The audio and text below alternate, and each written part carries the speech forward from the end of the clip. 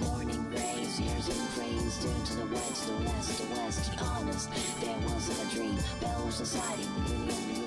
Cornet and spinning and sound flows, floating home, dragged by the power of the dream. The power is yet unknown. Morning rays, years and cranes, turn to the west, the west, the west. Honest, there wasn't a dream. Bell society, unity. Cornet and spinning and sound flows, floating home, dragged by the power of the dream. The power is yet unknown.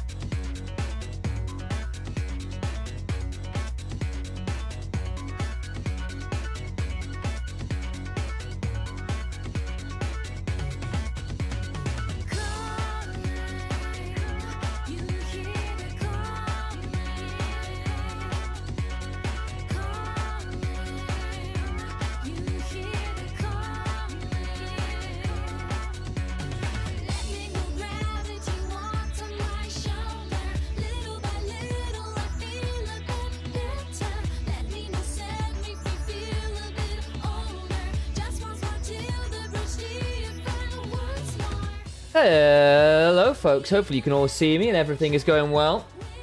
Let's go double check where we're at in terms of our clean feedy shenanigans and make sure we're all good to go for the day. Where are my clean feeds? Not on that one is the answer. Not on that one. Which tab are you on? Not this tab. This tab? This tab. There we go. Right, we are going to need ENG Gaming versus Galleons. Ooh, on feed number 1. Make sure we grab that one then.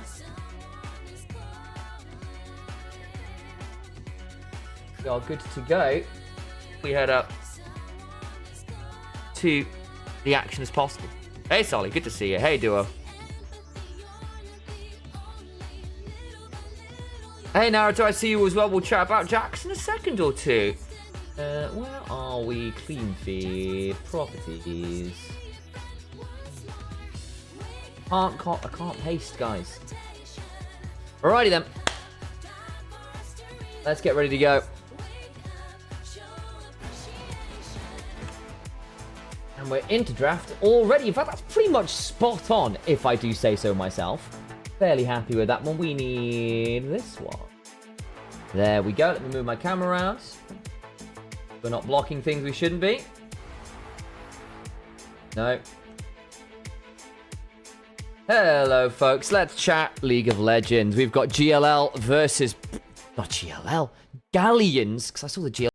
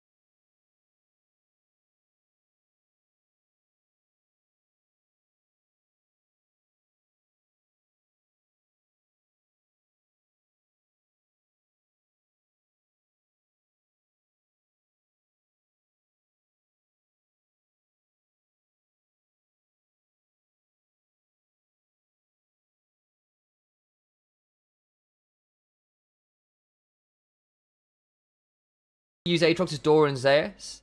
It's over in LPL as well, if you're an LPL enjoyer.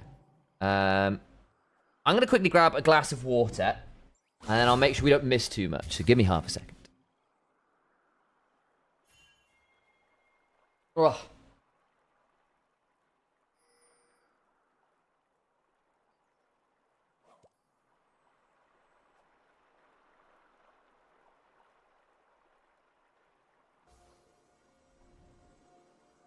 Minions have spawned.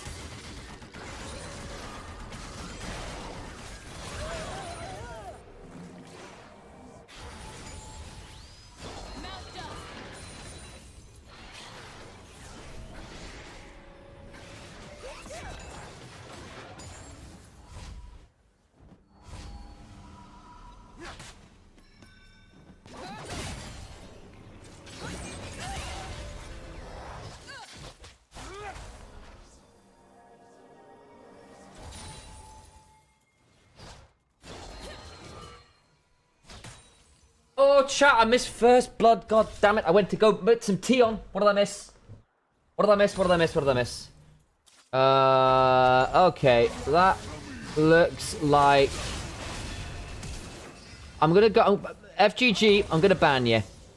I'm going to delete the message. I'm pretty sure that's a bot message. Also, English only, please. That looks a bit bot messagey to me, I'm afraid. I'm sorry. It's got to go. If I'm wrong, DM me. We'll chat about it later. Two lol pet peeves of mine these days. Cass saying and just like that. It has Oriana, I don't go why she's popular. So, just like that, it's a crutch phrase. We all use it. I've got a few myself. It annoys us too, for the record. It annoys us too. We know what we're doing with it. Sometimes it's kind of fun, especially if it's endearing. Quick shot with the master of this. Always had cool crutch phrase. Is Ratones next? Ratones is thirds. They're on at 7. They're on at thirds. So if you check the title, I've got the games in order. It should tell you in that one. As for Oriana, why Oriana is popular is... 2 major reasons. Maybe 3. Number 1, she's a really, really, really good laner. Her passive Clockwork Wind-Up is very, very strong. She outranges pretty much everyone in mid. She is very safe with doing that. She can trade through the wave and get wave control. So she's going to have better early trades than you. Better early lane shift than you. Xerxes is going to flash. Is it going to matter? Seren's around. Seren's also a very good Oriana. Xerxes doesn't have flash. When is 610 going to have a Justice Punch? Dark and Dagger, second heal. That heal from the second Dark and Dagger is really nice. Okay, right. No worries, Christoph. I think Soelis might be in a spot above there. Gets away with it. Good trade there from Orange Gaming. 610's having a lot less fun. This is why Oriana's busted, guys. Kristen was asking in Onivia's chat why we're seeing so much Oriana. Her early lane is incredibly oppressive. She lanes super well. Does it safely. She doesn't lose wave control to make that happen. I think Saren's going to try and trade out. I don't think Smurfy got in range to get an assist there. Wow, that sucks. Okay, so it ends up being a 1-for-1, but the Galio didn't get an assist. Jarvan's gone... Hang on. Sorry, guys. Just a quick note here. That's a Dirk. That's a Dirk.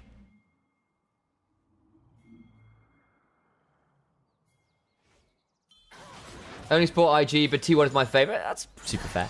T1 are a great team. But that probably means we're looking at something like an opportunity Jarvan, which is very funny. Although I suppose it could be something like one of the pseudo Kiana builds where you go into Axiomark and stuff. But we'll keep an eye on it. Always a blast. Always a blast.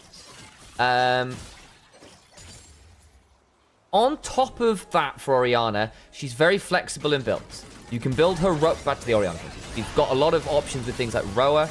VZZ is going to have to Valkyrie out. Nice knock on the Harpoon.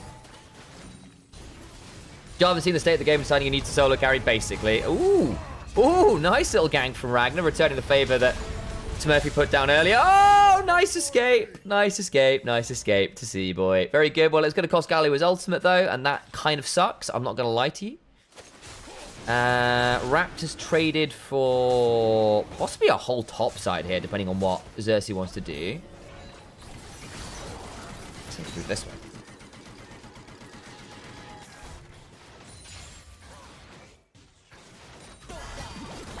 Yeah, Orianna's very flexible in builds as well, because she can do Roa, she can do damage.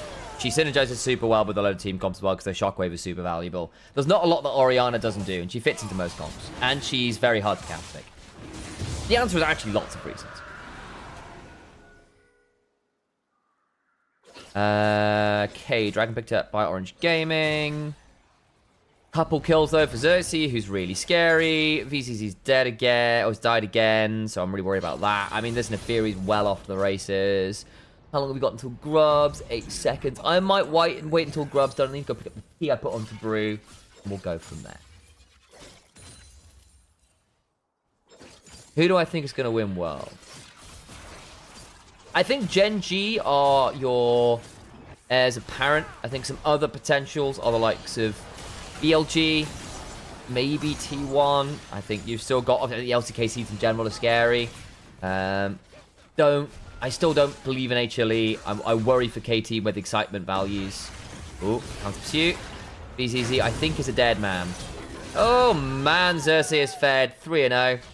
Once upon a time, Xerxes was known for being a carry jungler with some weirdness to his name, and he kind of became a bit of a tank-only player. But a reminder, this is one of EU's goated junglers of all time.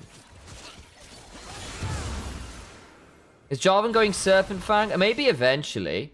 Opportunity Jarvan's been done occasionally. We had the Turkish one of our Turkish junglers, Ozhan, in NLC doing it a lot.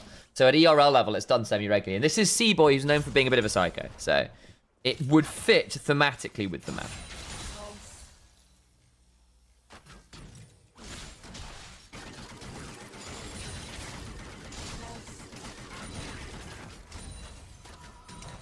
But it won't be first pick Serpent Fang, or first build Serpent Fang, I don't think. Serpent Fang's not bad this game. Queen Rel, Ori... Even depending on what the Neferi builds, what you do with Eclipse, her second arc is a shield, Sion has a shield. So you can get, I think Serpent Fang's not awful this game. But I wouldn't do it early.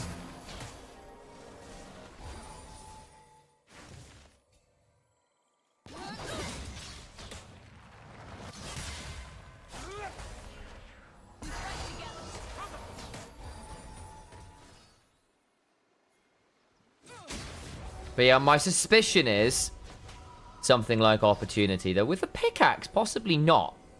He's not going to go Collector, is he? What's Dirk plus pickaxe? lolshop.vvv, save me. Oh, it's now GG now, isn't it? Dirk, what do you build into with the pickaxe? It doesn't tell me anymore. That's actually very unhelpful.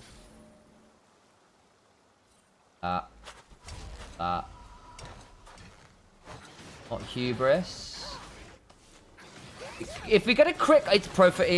It is opportunity. I was right. I was right. There you go. I second guessed myself and I just look over the screen. He's actually got it. There you go. It's opportunity. Upfront burst is nasty now because basically between Flag Drag, Cataclysm, Martial Cadence Auto is a lot of burst. You're bloody squishy and your entire tankiness is reliant on hitting people. Is Orianna blind pickable? She's very blind pickable. Very blind pickable. You can counter pick with her, but it's kind of like a bit whatever doing that. But that's, again, part of the reason why she's so good. It's just like there's very few matchups she struggles into. And even... okay, I'm going to move a turnaround here. 610 might need to ult out. Gets cancelled. Second set of Darkened Daggers. Won't need to be done. What does that cost? Orianna Shockwave, Realm, Megastorm. Seaboy has to flash. Wish I could see more Cutlass builds, though. Cutlass is gone, reminder. Unless you mean, like, Hydra. Like, Tiamat. Cutlass, the former component to Blade of the Ruin King, is long gone. It was replaced by Iron Spike Whip. Then removed.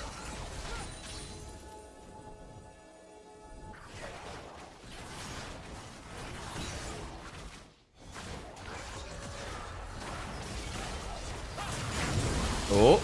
Flash out.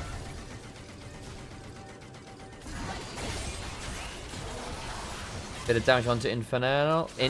Infernal. It's not quite Infernal. Infernal.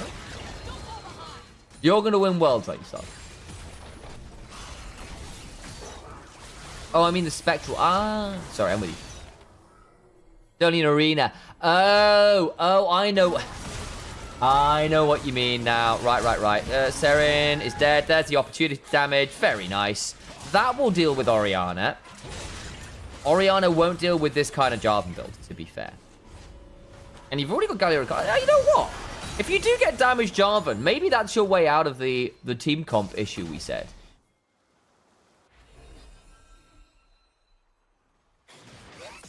We'll play all roles to a challenge your level. I believe you, Solly. I really do. Right, Dragon's up. Dragon's going down. I don't think we're seeing a contest. I'm going to go get my cup of tea. It's brewing in the kitchen. And there will be no violence while I'm gone.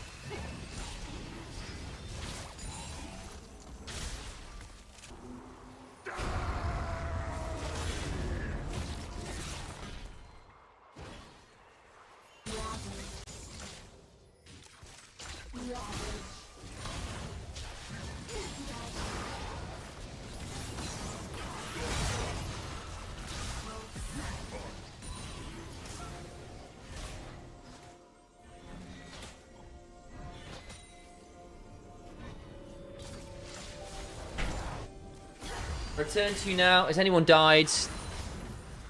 Don't think so, no. One. Right. When playing too much Arena, you forget the Summer's Rest types. It's very true. What tea am I drinking? I have got myself some very lovely loose leaf Earl Grey. I think it's called Extravagant Earl Grey. From a London company called Whittards that do very good loose leaf tea.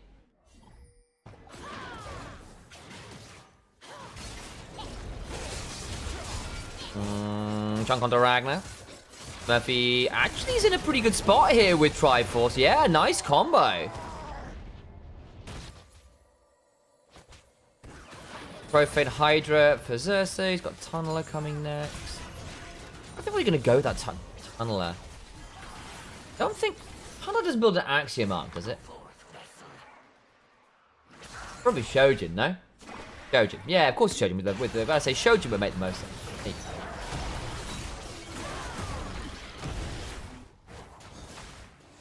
That's brutalized, of course it is.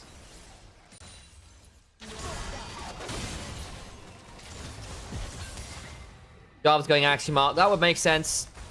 That would make sense. Or Profane Hydra, but I doubt he does Profane Hydra. I mean, Axiomark basically would give him the opportunity to try and cycle through as many ults as possible, and he is going raw burst up. He's very squishy. He's on what, like 1300, 1400 HP? A tea connoisseur. I'm a man of culture. I need to get some Lady Grey actually as well. Got a bit of orange in that one that's quite nice. Though I do appreciate the Bergamot. Unless he's on Cray mode and goes Voltaic. I don't think Voltaic's that great here, no? Not for him. Wish you could enter League of Legends tournaments. There are a few amateur ones around if you want to give it a go. Look out something like Valence League. Does a really good one. Top laner. Yeah, have a look at Valence League. They're always looking for AM players to come along. You don't have to be particularly good either. They do them by rank, right? So, and you kind of climb up depending on where you end up. Okay. Infernaral. Slightly dangerous. I love M&S Empress Grey. Ooh. Classy one. Small mass market we're drinking, but very tasty. Yeah, I mean, it's really good. Also, not that many brands do Empress Grey. I'm not going to lie to you. So, you take what you can get. But yeah, no, I do like my fancy tea. I've got some... So I had a friend of mine who went out to Japan and bought me some of the loose leaf stuff I can't buy anymore. So I got this super grade peach oolong that you could only get from a particular store in Japan. I got a friend of mine to buy a couple packs, which was very lovely. Very pleased with that. My man Xerxes in the jungle, yeah, he's having a very good game as well, actually. Not that, to be fair, C-Boy isn't. I think C-Boy has gone the Profane Hydra build, so it is more upfront burst. There you go. I wondered. So he's got a lot of damage going, but still a good bit of ability haste. Can theoretically go Axiomark now. VZZ, I think, might be in danger here. Yeah, I'm about to say Scion's coming on down. Yeah, I don't think that's a lot of fun for Dearest. Nah. Then comes the Galio. Is it enough? No, I don't think it actually is. It's not going to dissuade a Dragon start. GLO will find their way over towards the mid lane. Nice angle from Harpoon. He's on how many stacks? Hang on. 176 stacks. Right, okay, we'll keep our eyes on that. We'll do our best.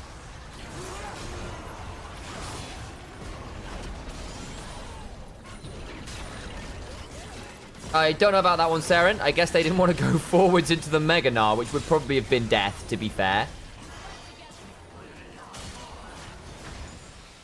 I'm most interested in Camel and Mint Tea. I mean, both are very lovely. I've got, though, to be fair, what kind of mint tea? That's going to have to wait. There's a fight happening. Good dodge, Xerxes. Infernaral got nothing done. Very nicely managed. In they go with the Hound's Pursuit. Oh my god, the Profane Hydra Burst. Xerxes going to have another option. VZZ's dead. Oh, C-Boy! That interrupt was sick! He just interrupted the Hound's Pursuit with the Flag and Drag. I don't know whether it allows him to get the dragon or not, because Xerxes just healed up on the Scuttle Crab. They want to TP back in. I think they're going to have to give that up. That might just have saved them. Oh, we're not going to get a replay, but that was insane. Does cost the mid lane tier 1. Okay. But yeah, Noonday, for the record, what kind of mint tea? Because there's multiple kinds of mint tea. That's the trickiness. I've got peppermint, Marrakesh mint, and 3 mint on my shelves. So, you know, it's all well and good saying mint tea, but let's be real.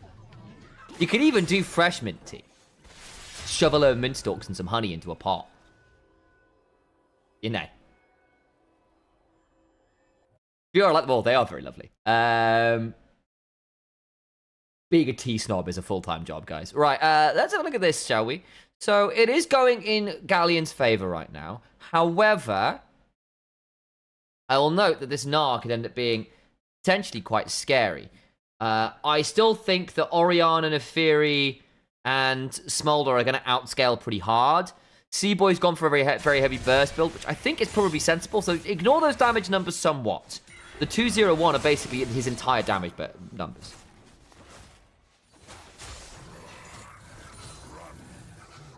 But I do fear that being 3,000 gold down at this point, 1,500 of it being inside the small there, is very problematic. And I don't think one semi-fed Jarvan's going to be enough to manage that. I'm a country nobody really knows, bro. Also only 10. Well, there you go. A bit of learning. The answer is, Naruto, and I say this as full disclosure. League is a hard game. If you want to improve, pick a couple champions you enjoy, don't care how hard, and just look to get better at the game. You can probably play something like 3 champions, maybe 4. Have one that you really like, will play nearly all the time, and a couple other ones that are a little bit different. Go off that one. Hey, Gunnerporn, good to see you. Atakan's happening. Then consider joining League Mastery. and teach you a lot more about learning the game. Ragnar is okay. Still aggroed. Oh boy, we're flipping. Hang on. Hang on, it is going to be a flip. They just give it up. Oh dear, that's bad, Galleons. That's really bad. Shockwave back is decent, but the Mega Knight on the wall is just better. Orange Gaming right back in it. That is exactly what they needed. Oh dear. Awful Atakan from Galleons, and Orange Gaming go, thank you guys. We appreciate that. I don't know whether it saves the game for them. Probably not, actually. But hey, you take what you can get, and that wasn't great. And I'm good, as I say, Gunnerporn. I'm not sure whether I actually finished that hello to you or not, but hey.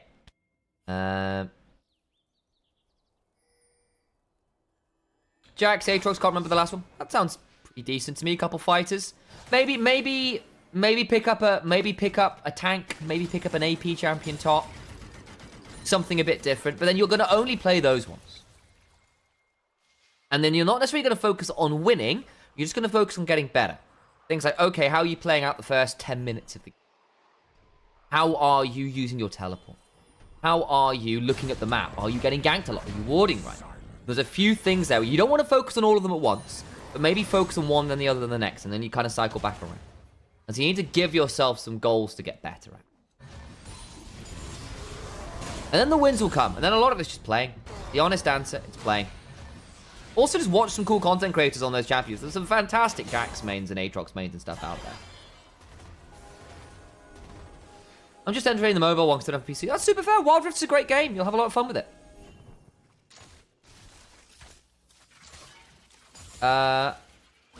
He needs to analyze his replays. Also very true. Yeah, looking at your replays will help.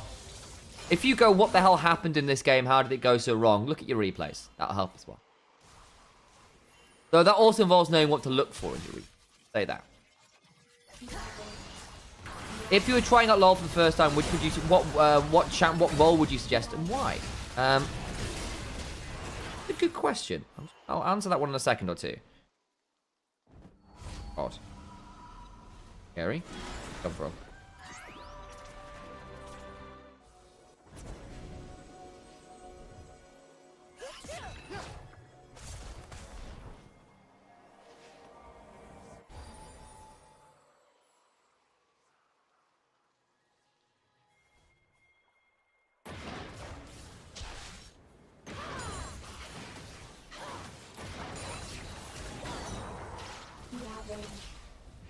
Got something weird stuck in my ring there. Very odd.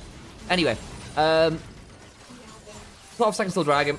This will probably be our next port of call.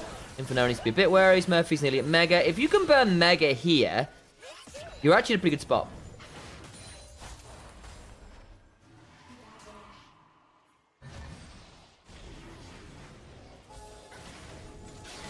So the thing is, Kristen, to an extent, I would disagree with support. But we'll have a conversation after Dragonfly, because Dragonfly's going to be more important. Ice, I see.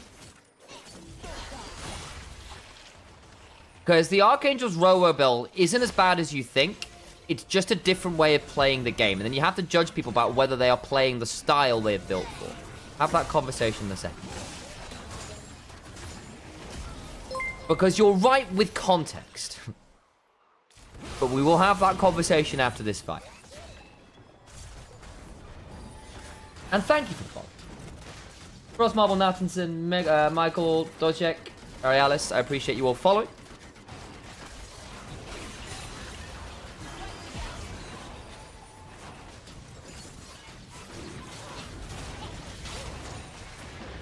Okay.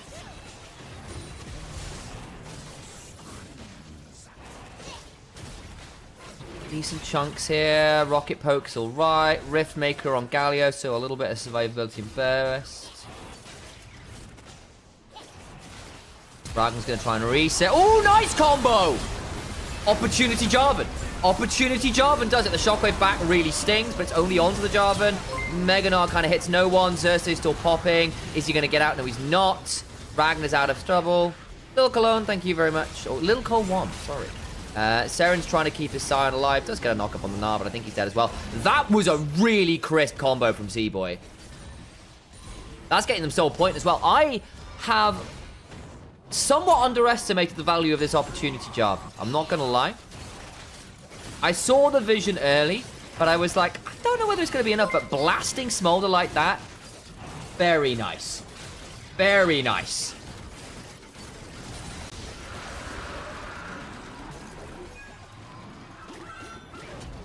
So there's two conversations we want to have here. So one of us was going to be about... oh, there's the Serpent's Fang on Jarvan third. We said he might come in but a little bit later, and that makes sense. Black Cleaver for Xerxes, who's still pretty strong.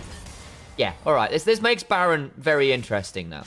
Anyway, the Orianna conversations. Roa Seraphs is a fine build. However, you are then obligated to play more like an AP bruiser.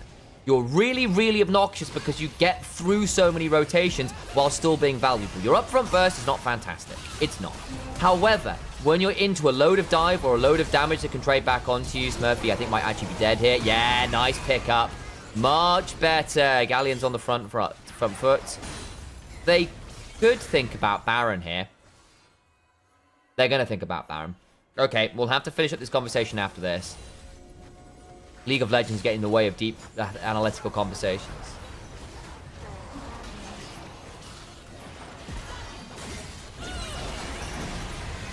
Okay, Smolder ult is good. Gally's going to try and ult out, does so. But he might still die for the Smolder burn. There you go. And that's your Galio down as well. Murphy does have TP, but you've still got 15 seconds. Ori, Neferi, and 3 items Smolder. You should just burn straight through. Oh, Inferno is in so much danger. So you boys looking for an angle over the wall. I don't think he's going to be given the opportunity. They're going to take the Blast Cone. So LS is going to try and keep C-Boy out. They see the Jarvan. Got him on vision. Inferno does not have Smite because he's running the Guardian. Over the wall they go on to C-Boy. And the issue with opportunity Jarvan is it's all well and good as long as you're the one doing damage.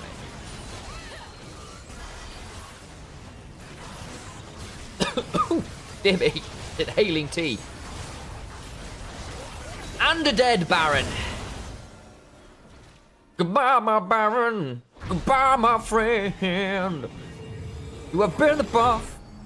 Been the buff for me. Hope you enjoy my James Blunt cover. I'm here on Twitch singing such songs every day of the week. Orianna. Roa, Seraph's build. We have got time. It is fine in a few scenarios. One, we expect where you are expecting to be the victim of a lot of dive, and you are happy to go through multiple rotations in a team fight because it allows you to survive. I think James Blunt is overhated. I do. I actually quite like his music. I also think he's just a very entertaining guy. Best Blunt I've heard since before Blunt. You're beautiful. Xerxes, I think, is going to be fine.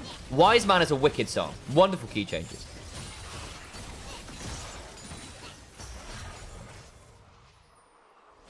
Oh.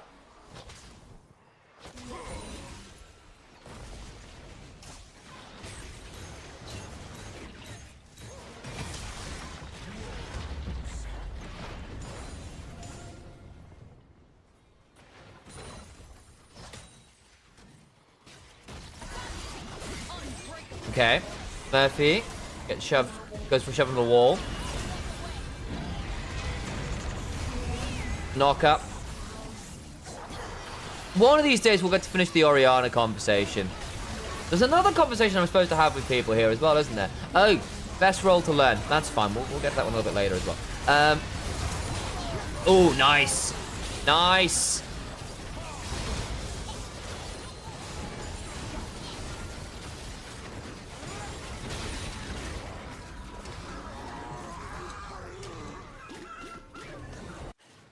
That helps turn things around, and that actually probably earns some soul. That actually probably helped earn them soul. That was, I mean, that was them getting up. They've just not been respectful of the Jarvan going forwards. And I think what we're seeing with this Jarvan build is that basically one of Seren or Harpoon are getting blasted by it when Orange Gaming do pull the trigger. The problem is they've not been able to do so consistently enough, but I do think Galleons have been caught flat-footed enough by it now that it has become a little problematic. No, I'm just saying, if Seren had gone the rower build this game, probably have survived a bit more.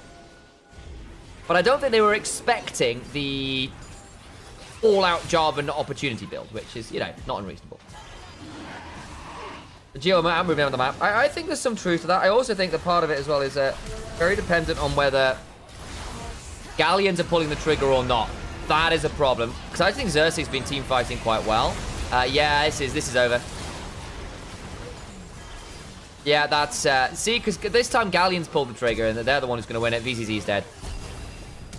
Ooh, important flash. I take it back. I didn't respect the flash timing there.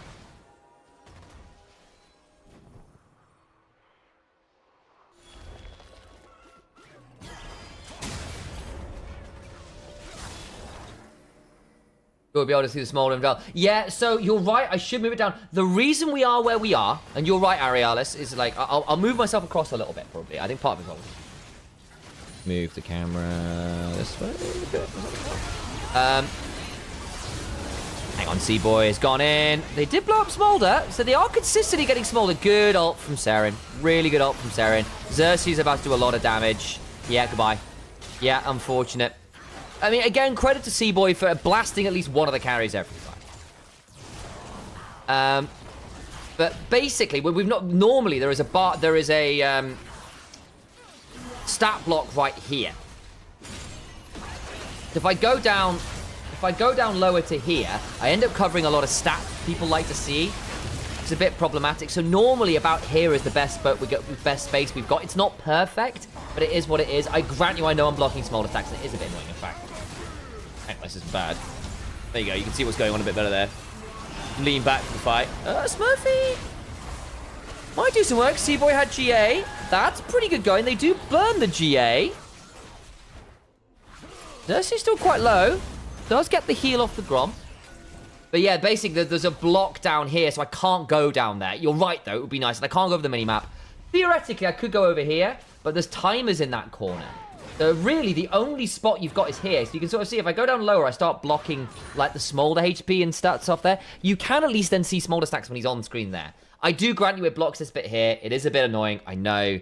I do try to move across. If you want to see them, just let me know. It is what it is. But I understand. I do get this a little annoying, especially because Smolder stacks are quite important. He's currently on 354, which is quite a lot. But hey, that is just the way of things. Baron's 20 seconds. Double check and see where the other games are going as well, actually.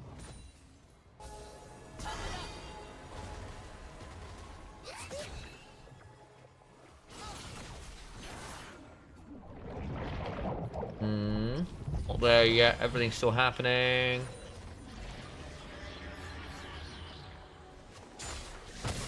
Okay. We're fine for now.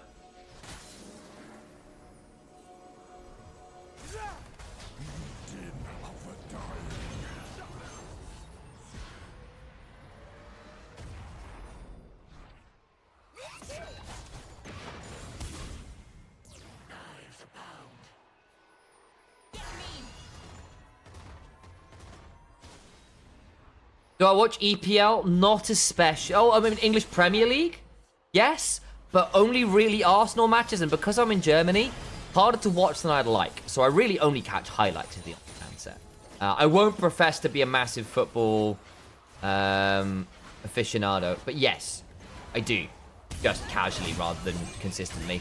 I only have so many viewing hours in a day, and a lot of them are taken up by League and other esports. Honestly, I'm more of a rugby person. I'm a big Six Nations enjoyer. I'm an Ospreys fan. Been supporting Wales for years. Who are my top 3 for winning EMEA this Masters split? It'll be, or it was coming into this, Lost Retones, KCB, and probably someone have been like Galleons, actually.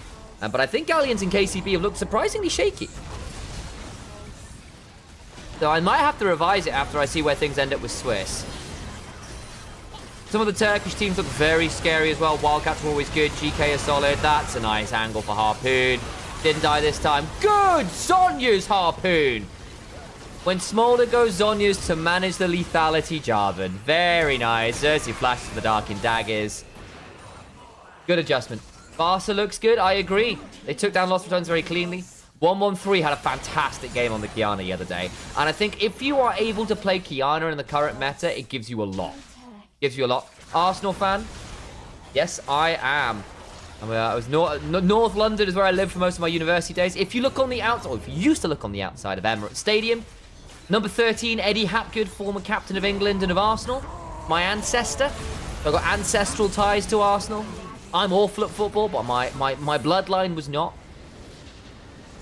So obligated to be an Arsenal fan. Used to enjoy watching Man U long time ago when the likes of Van Nistelrooy and Scholes and Giggs and stuff were on the roster. And Beckham. A great time to watch Man U. But I kind of switched over to Arsenal after a while.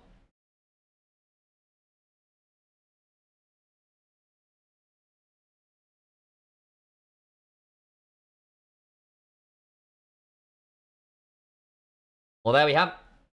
If I can see what we get for the DPS numbers, and we can see which feed we're on.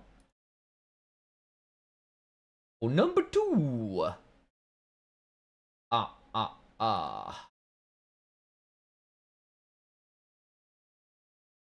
Same one here. We stick on this feed. Well, that's convenient.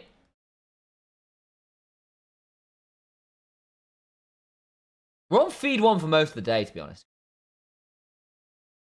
I don't know how much you can read into Swiss, to be honest. It's a new patch with very little international data on it. Yeah, there's some truth to that, but I do think there are some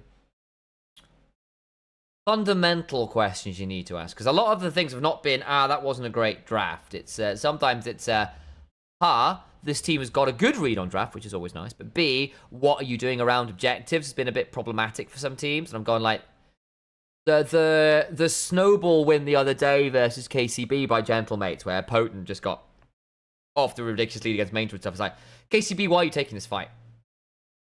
Why are you taking this flip? And like, those are decision-making issues, not really tied to patches, so much as actual like fundamental stuff, which I do have some issue with. Like that there was a fight over Scuttle Crab in a 3v3 that cost them 3 kills, and you're going, oh, good God. And that still doesn't mean they're not a favourite. It just means I'm going, and it means actually I don't want to sleep on some of the Arabian teams. I don't want to sleep on some of the Turkish teams who've actually had consistently deep runs and consistent wins, particularly for Turkey as a region. And they are very scary. I would be keeping your eyes on the likes of a Wildcats, for example. Who do we like from there? In fact, I'm a little surprised they don't have any in pool 1, which I think is ridiculous, but there we go. But yeah, I think Misa, I think Wildcats, both pretty scary. Mihile is always good. Call Me's good fun. Closest should be an entertaining one. You look at Wildcats, and they got Peach, always fun. Kofta's been good for ages. Kofta's been great in the Turkey region for ages. That's always a good one. Misa beat that one yesterday. So Misa are up against PXS, right? They're 2-0. And against Partizans as well, who I think people really slept on. Especially because they're in Pool 4. But again, the likes of Axel and Hungry Panda are not exactly new to this. Don't Bam Nidder has been a great coach for a little while. I know it's too early for this, but what if LR wins? What would be their next path of progression as a team? I think realistically, what I would envision is a Carmine Core or a Koi style trajectory where they try to either partner with an LEC team or end up with a slot themselves somewhere and try and keep their regional bit as well, because I think that's been the most successful option. I mean, Rogue have already sold their slot over to Na'Vi, and you've also got to remember it is Lost Returns have been a team for less than a year. Really, I mean, coming up to a year, right? Because they formed for League of Their Own last year, right? And Riot are not going to want a flash in the pan coming on in whatever the fan groundswell is behind them. You would need to prove financial stability and good marketing plans for the next X amount of years. And I think for that to happen, Lost Returns would realistically need to exist for at least a couple years. I think it would be very difficult for them to just buy a slot straight out. Qualifying for a guest slot somewhere like LCS might be doable if they want to try that, but they'd need to change their roster up. But that might be possible. Pull a DSG type thing. And it is a lot of money. It is a lot of money. So I do miss relegation quite a lot as well. I think franchising hasn't worked the way that I think Riot was hoping. And I don't think they want the loss of independence of a partner paying for the slot. Yeah, we'd have to see. We'd have to see, but I somewhat agree.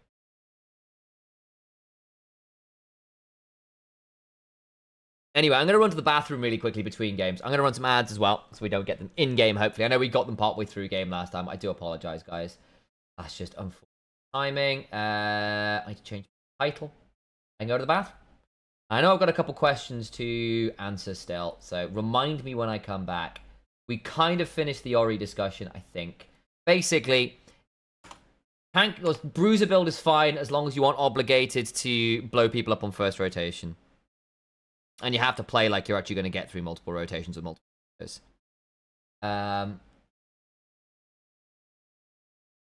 We haven't chatted about best role to start on, and I will make some arguments for why it shouldn't be support. Not that it's a bad thing to learn support, and once you've got the basic gist of it, by all means do that. It's a good way to get to learn the game a bit better once you've got the basics, but I do think you need to play a role that CS is to begin with. I think that's a very fundamental part of League of Legends that it is worth learning at least a little bit in bots.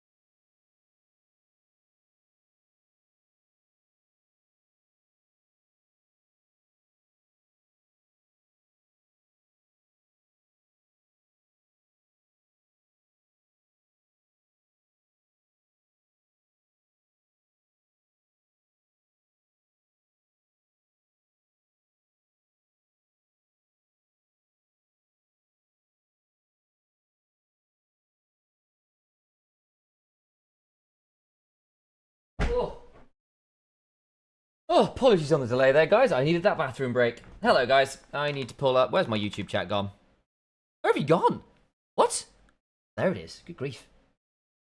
PXS beat GL yesterday. Yes, they did. Partisans beat Galleons. Partisans having a great time here. I've rated excellent for years. I'm very happy to see them doing well. Give me but a moment while I have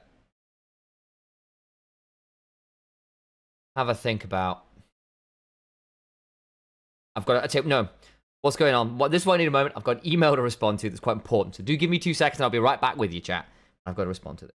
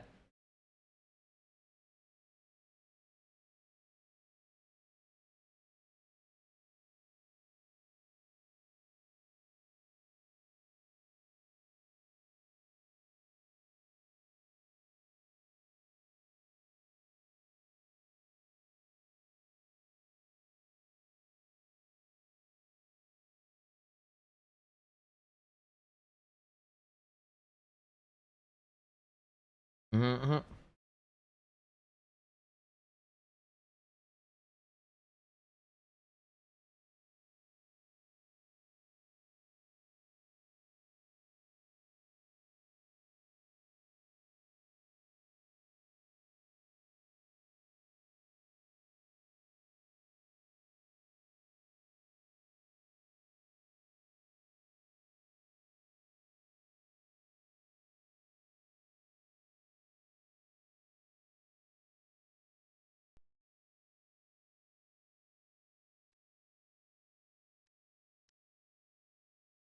Oh, Interdraft, fantastic. I will be paying attention, guys. I have basically... This email is relatively time sensitive, so I'm trying to get it done very fast.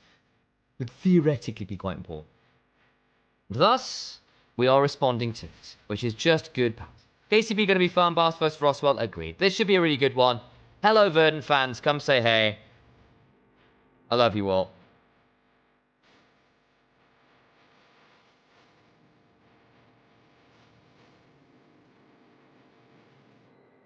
So,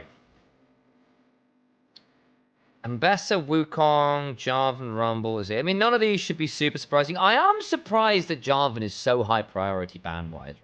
I mean, effectively, he's kind of taking where Bayer's kind of left off a bit, where, I mean, who else kind of then Fury fell down? I'm missing Pantheon. Pantheon is the one I'm thinking. Where Pantheon used to be, Jarvan has stepped in. Let's go, Torret. He had a wonderful game yesterday. He was my MVP yesterday. I thought he was really, really excellent on the Alistair. This is the patch where Panther's dead? Yeah. He's certainly harder to play. I've seen it work, but very rarely. Tankuk's the GOAT? Hell yeah. What are we thinking today? I am excited particularly for that top lane matchup. I think SLT versus Mainter could be a lot of fun. I think banning the Rumble away from SLT makes a lot of sense. I think that's the matchup I'm most interested in. I think Senkux versus Slow Q could also be quite entertaining. I think Slow Q being allowed potentially either as Akali or as Yone could be a little problematic. But I think it is not surprising at all that they are on a first pick that Orianna and basically saying, Slow Q, can you play it?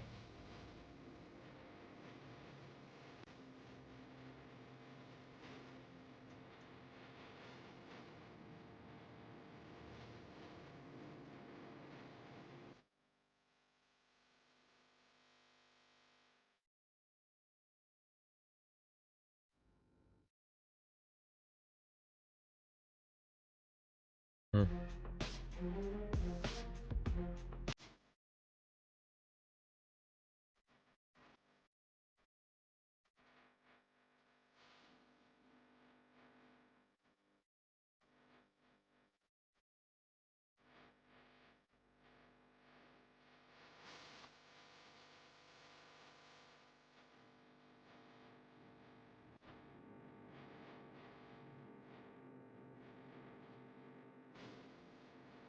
I know I'm a little bit distracted here, guys. Again, as I said, this email is just very important.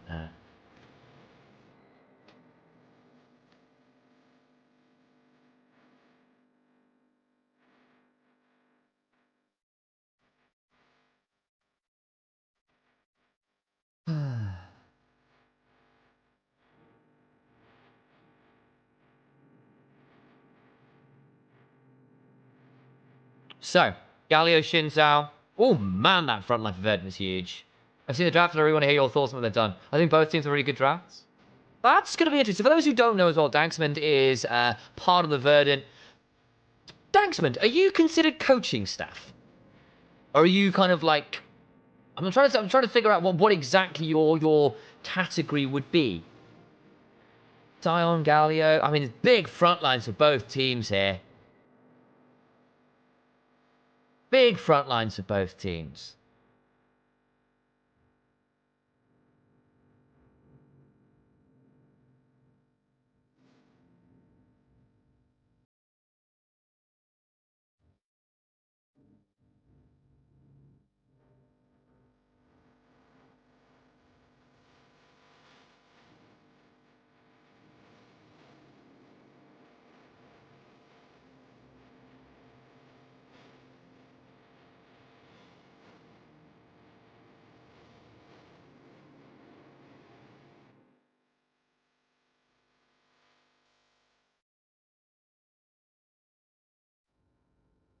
Okay, Smolder Kaiserbands. Team manager. Yeah, I say team manager. So it's like, I guess, so yeah, I guess that's pseudo coaching staff. He looks after the team. Danksman's been around NLC and ERLs for years and years and years and been part of Verdun for a little bit and done a really good job here. We're going to get rid of some of the hyper carry AD carries, aren't we? Because again, the front lines are going to be a real key. And being able to escape them looking for CC gens will be very important for both teams. Sivir, Smolder, double hyperscalers. Yeah, when you got that kind of front line, I think that's fair.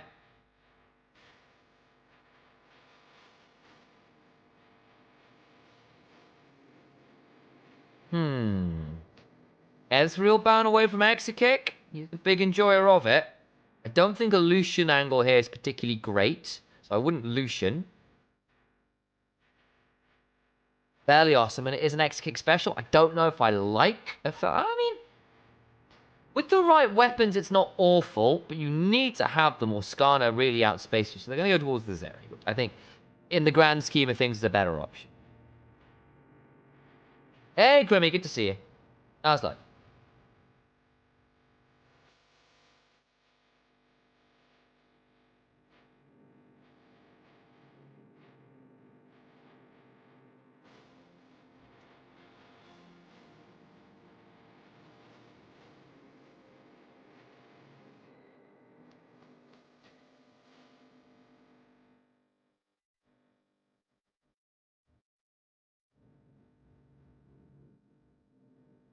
Zyra Khan. Ooh. Yeah, not bad into Galio Shins out. Zeri's not always the most fun for that either. You'll have a good one. I'm going to have some grubs. Absolutely not a problem, Kristen. Have a good one. How you doing? Oh. Crimmy. That's hilarious. So yeah, here's the rule, guys, in Twitch chat. If you want to yell at me, if you want to use all caps, you have to subscribe. That's the rule. That's the rule. If you want to yell at me, if you want to use all caps, you have to sub. Otherwise, you get timed out. It is my way of grifting for the prime subs. It's that is how we condemn people to being in this channel forever. Who won draft? We're about to have that conversation. Danksman again was asking what we think about it. Oh, Crimmy! We get one. See, it works, guys. It works. You can yell at me all you want now. Thank you very much. It works. Oh. That's hilarious. Now type in all caps. There you go. You can do it all you want. Welcome. So, good camera back. Camera up a bit here. I'm sorry, SLT, I'm covering your face, so I can look at the champions a bit. I think both drafts are pretty playable. They are. However, I think KCB are quite obligated on Slowq and Yukino having some really good early skirmishes. Because I worry about the zone control. I quite like Verdant from 1.5 items forwards, because I think getting through Cassante, Skarner, CC Gem front lane, and the Shockwave, and the Orianna Shields, and the Featherstorm, and Rakan playing going back and forth between them is going to be really obnoxious for Galio, Alistair, Xin Zhao to dive through. I don't think that's a lot of fun. I think unless Devon or Senkox is taken entirely out of the game, I worry for the range and how all in KCB have to be. I don't think KCB's draft is unplayable, to make that completely clear. And I do actually think the Galio could end up being pretty nasty, especially if Verdant overplay their own hand into Galio Alistair turning it around. And if Execute gets free time, it is a Zeri, they can do crazy things. But I think probably, if it comes down to straight objective team fights, it will hit a point where KCB, assuming things are even, then things get a little trickier going forward. I think. Push hard in fights. Exactly. They do have good front lines. So that's the thing, is that the front line is good. But I think there's a lot of zone control. Like, if you're walking through the Feathers and Cassante who's shoving you all out, and the Skarner impaling you, and then Rakan is charming you, and then you get caught up by the Feathers and the Shockwave, you've got quite a lot to wade through, even if you've got the tools to do it. And the thing is, I still think there's a lot of CC, Nivus. I'm not sure I'd agree with that. Rakan is near enough point and click. Xayah Feathers are very dangerous, and you're obligated to walk through them. Skarner's hardly low on CC. Cassante's not bad either. I agree you don't have, like, Nautilus, but I don't think you're in a bad spot CC-wise. But yeah, I do think they're quite obligated on Zeri to be a menace, and for mid-jungle to get things wrong. Is that Norscarin? It is indeed Kaiser Gods. No, he and Senkux are on the same team here. It's very cool to see them together. Why do you ignore me? What did I mean? I'm sub bro. Did you? And Danksman. Oh, Danksman gave him the sub. Are you subbed on Onivia's channel, Naruto? Are you subbed on Onivia's channel? Because I'm not sure I see those. I'm not sure I see those. It's more on the Shin than the Zeri to carry this game. Vendetta? I kind of agree. Because if Zeri isn't given the time to get to her items by the Xin Zhao and the Galio, and I do think it's mid-jungle, not just Xin Zhao, then I think there is trouble. So you know what? I don't entirely disagree with you there. I do think the ending will be on Exekick. However, early on, this Xin Zhao needs to get good value going on. Yeah, of course. That makes sense. In that case, Naruto, I don't actually see you sub on there very easily. It's really annoying. I'll double check. I'm not sure I have a way to see that from my end, because I'm sort of third-party streaming. So I can see the numbers. But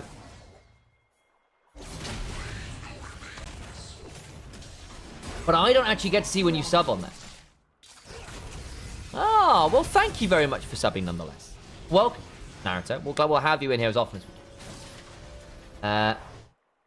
I'm curious what the win rate of Zeri is across major wins. I feel like she's winning every time. She's doing pretty well. Main down flash already, yeah. Yeah, good God, yeah, I wasn't paying enough attention. What happened there? No trades on the other side. I move this way, so I'm not blocking Taria so much. There we go. As long as Verdant respect Galio timers, he will be very useless this game. Somewhat agree. Yeah, there's a reason why I think I prefer Verdant's comp, because I actually think Galio's not... There's a world where Galio goes diving in, and immediately gets Shockwave, Feather Pulled, Quickness Impaled, and dies. Main went through mid-bush into 3 and flashed over the wall. Thank you very much. I appreciate you for following up on that one. I was a bit distracted. I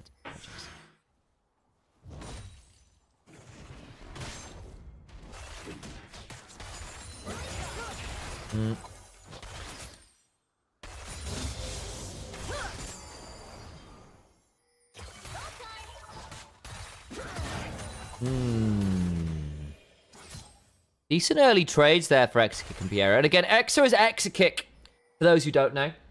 The artist formerly known as Exekick. And Tori is, of course, the artist formerly known as Norscarin once upon a time.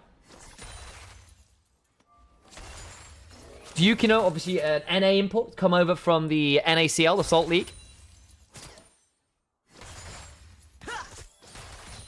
What is his ability to start on top? Q for San, W for Cassante?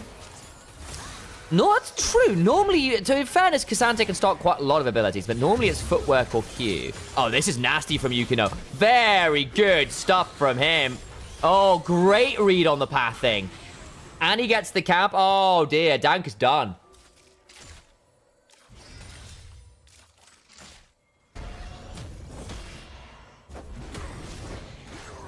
Pathmaker theoretically allows you to tank your way through a queue.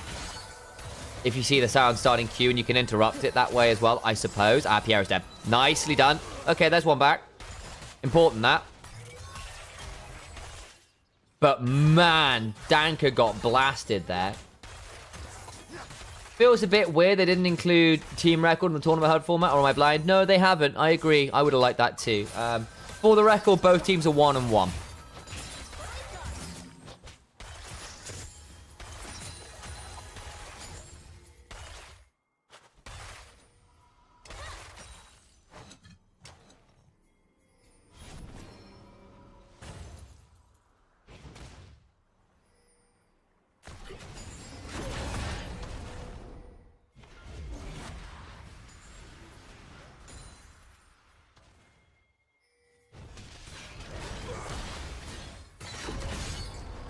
Bit of a stun there on the Scuttle Crab.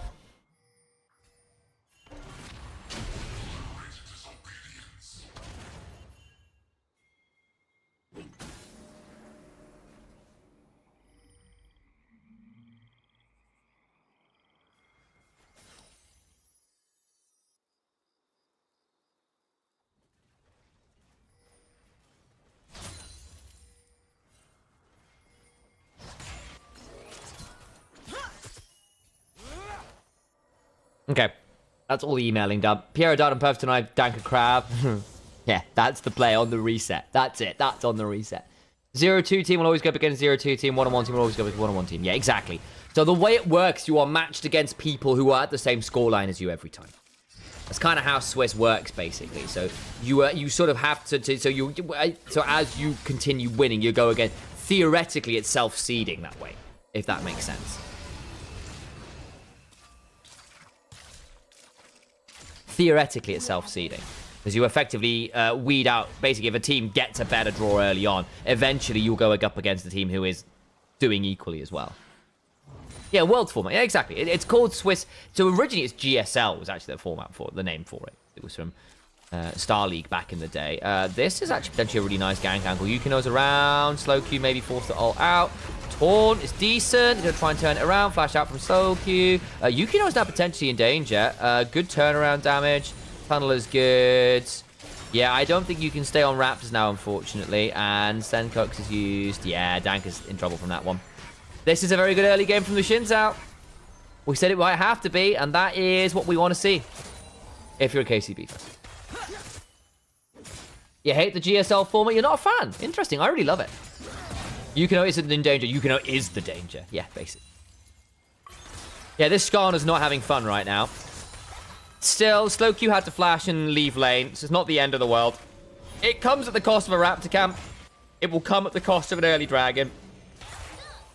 But you do what you can here. Danker's not having the most fun, though, I have to admit.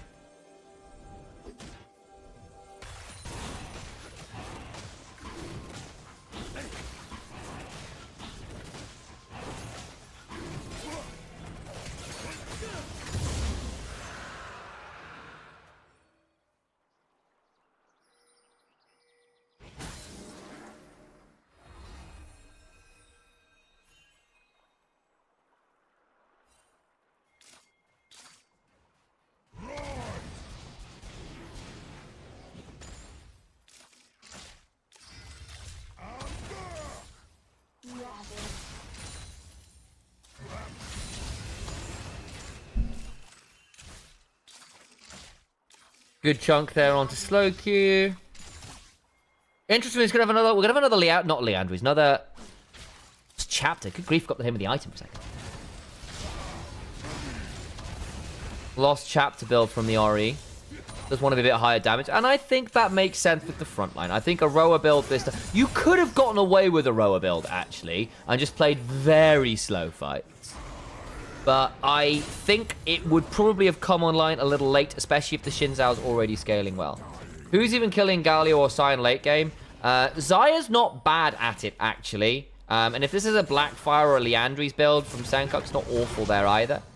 But yes, I have that issue particularly for KCB.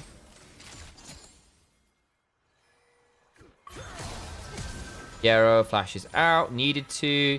Galio does have ult. Is he going to be forced to ult to save this? Might do. I think Piero's just dead. Yeah. Oh, that's a bad roam, Piero. Not sure about that one.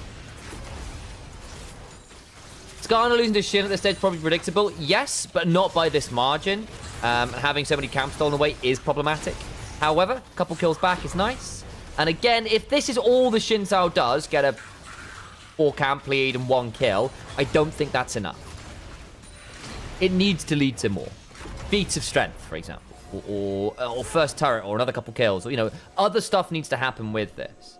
And especially if it's like, yeah, I got a kill in a camp, but it cost my mid laner everything, then it's not good enough, no? I think, anyway. Probably my read. Ooh. Chunk on a slow Q. Senkok survives. Good shockwave. Said Dank is now coming. He's got level 6. Flash. Ooh, driven into the wall. Piero's still in danger. Oh, the double impale. Very lovely. Piero, I think, dies. Does indeed. Galio here is entrance. Torres potentially in danger. Does go down. Is that a 1-for-1 right now? Yukino might look for this. Yeah, I wonder. Yeah, huh? Good shield. Crescent guard value. Turret shot! So he's gone too far. He should have stayed on the Skarner.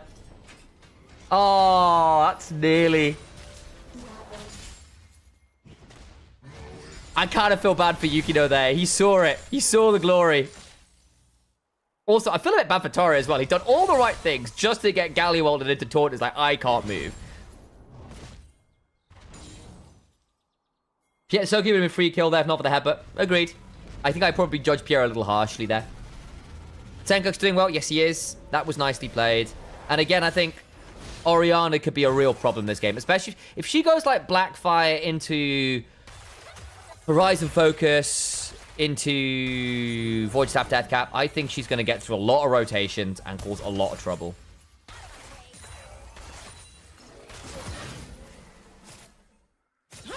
Good for Exekick, though, to keep making sure he's getting ahead of the curve here. He's up about 10 CS. That matters. That does matter.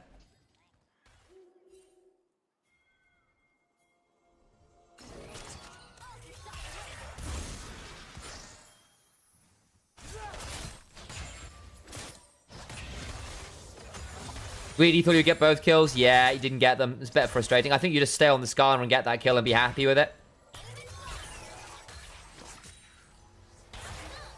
Little over-eager there. Dragon's 40 seconds. Grub's already taken by Verdant. I think we've got a very good Grub user this game. There's nice Pathmaker timing from SLT. Got Turbo Strike stack. Pulls main to back, but the Soul Furnace is there. Wild Arrows from Xayah. So it'll probably be... I wonder whether it'll be Wild Arrows Flicker Blade. Or whether it'll be Wild Arrows into IE into Flicker Blades. Because there has been obviously Essence Reaver Flicker Blades builds as well, which have kind of just been all about how many cooldowns can I get through, how much mana can I get back, just stay out on the map and cycle through as many abilities as I can. This will be a higher damage build, and I think that's probably fair. There is a world here. Ooh. Devin goes up to the sky. Did get exhausted. Had to burn ult, but not too much more. No ults burned by Verdant. It means that potentially fighting for this dragon is challenging now. Your Xayah is very vulnerable to the dive. Torres out.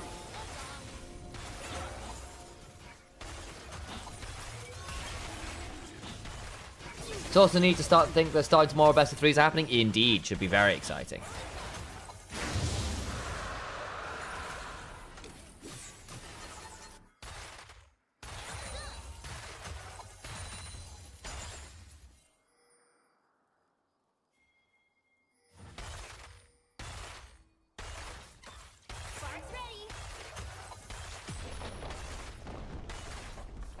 Exa should just get a couple plates here, which is nice for them. They got second dragon.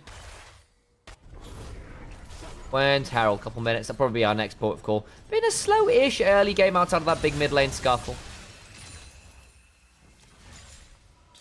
Not been super, super high action. No, smart, just give it up. No on Zion. They have 0 info on Zion. Yeah, I agree, Titan. It would have been a mistake. Not for either LR or Verdun, though. No, exactly. I'm quite grateful because I'm not going to be able to stream tomorrow night because I'm doing some Riftbound casting the new Riot TCG, which should be a good time. But it does unfortunately overlap.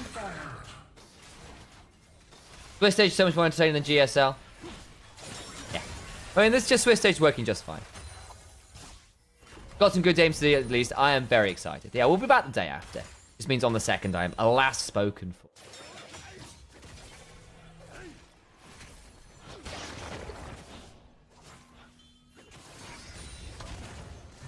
Where can we watch the Riftbound thing? That will be over on Play Riftbound TCG. Let me see what channel are we on? Let me double check. Rift Lab. It'll be Rift Lab. Have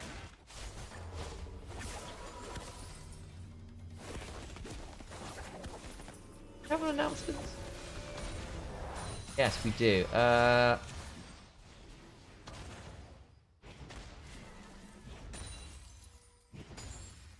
Yeah, so it's Rift Lab is what it'll be on. Which is really cool. It's Artrix who is really championing that. Checking chat on YouTube? Yeah, you are. I'm checking. There's just a lot of chats happening, mate.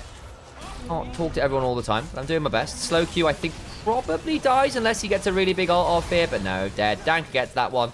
Didn't get the Heartsteel proc, though, which is a bit of a shame. But yes, there's the... That'll be the channel it's on. You checked, but I do check both. What were you wanting, narrative? My 3 is Jax, Aatrox, Rumble. My top 3 on best, I'll put a 5th as Ambassador and Cannon. Yeah, that's fine. If you wanted to play a tank, something like Sion or Ornn aren't bad to learn, or Malphite if you want to be super simple about it. They all sound fine to me. You have some fun with those. They all seem like good champions. Herald should go the way of KCB, I think. That is not going to get them, I will note, feat of strength because Verdun already got first turret. Very nice for them. Where are we going with our next items? I'm curious to see what the build will be from the Zyra. Is it going to be Flicker Blades or IE? I see value in both. You are realistically going to want a relatively early Lord Doms because there's a lot frontline. Although I grant you, Slow Q has gone AP Galio. That's a rocket belt. So the Galio's not actually going to be all that tanky. So maybe you aren't as obligated into LDR as you might otherwise be. So not way too hard to use for me. I can't drive. I mean, it's worthy learning. But yes, you do need to learn how to drive Cyanol. It's quite important.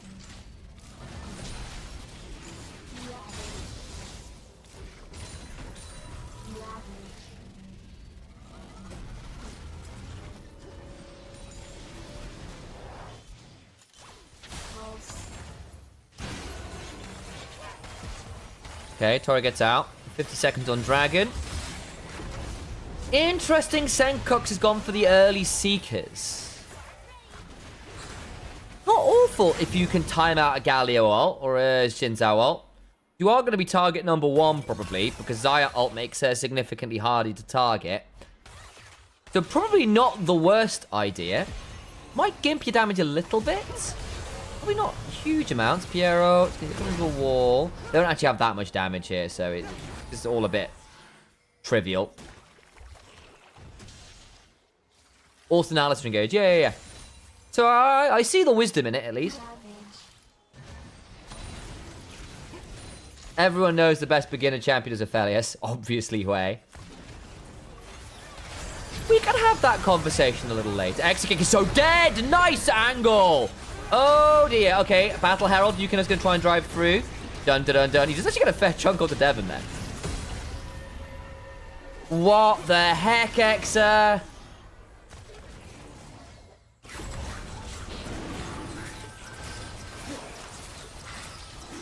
Oh, fingers crossed it's still on there, Naruto. That would be a bit annoying if it's gone.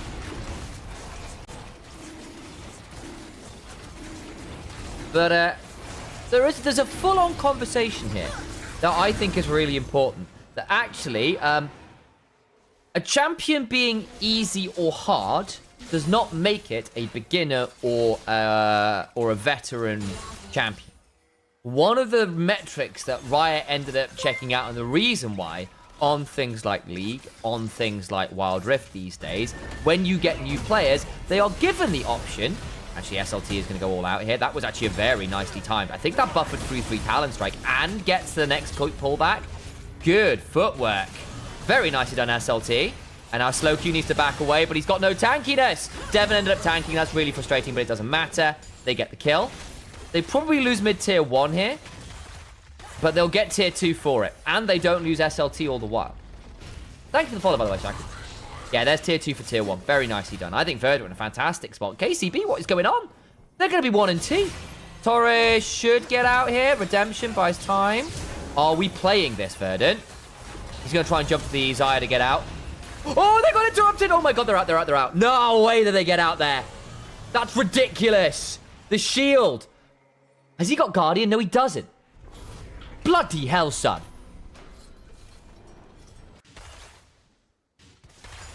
Calculated. Calculated. Not even close. This is my goat. He may look like a birdman to you, but he is really a boat. I haven't seen the shared Xayah Khan recall matter in like 5 years. It's been a little while, Trace Knight. Also, hello, CJ. Good to see you, mate. For those who don't know, in Twitch chat, we have got one of the goats of the ERL scene.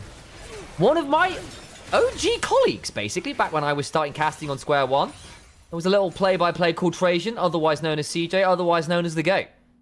There's a real upstanding member of the community, and a lovely bloke, and actually a damn good caster. If you ever need someone to come and cast your games, the man himself is there for you. Has fabulous waistcoats to put on for broadcast as well. I'm slightly jealous, I'm not going to lie. There you go. Okay, Vernon, look at you with some good macro. I know. I will say that was very greedy macro. There is a world where that goes incredibly wrong, and they give up both Siren Rakan and Atakan, and it all falls apart. So I do want to call it not being entirely sensible there. There we go. It's fine. Oh, hang on. Piero's in so much danger. Does he have ult? No, he doesn't. 4 seconds on it. He's dead. That's too far. Siren's going to have to ult to get out of there. What did that cost you? Shockwave, Sight ult, and Ghost. You could play this 4v5. You may have to play this 4v5.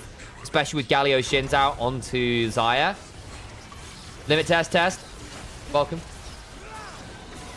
Limit test. Let's go. Exactly. There is a world here where Xayah not having ult makes this problematic. I've seen enough Atakan throws to know this could be the intercom, but Torres says absolutely bloody not. He might die for his sins. That... Oh, Verdant. Fire. Okay, the Atakan is fine. It's fine. Run. SLT is going on to Yukino. Oh, the headbutt pull. SLT might win this regardless, you know. He needs to hit his Qs, though. Find a way over the wall. Good Q3. Woo! Headbutt away. He's in a 1v3. He doesn't have ult left anymore. Good Q3. I think he should finally die here. So it ends up being a 3-for-1. What is this? Kazante!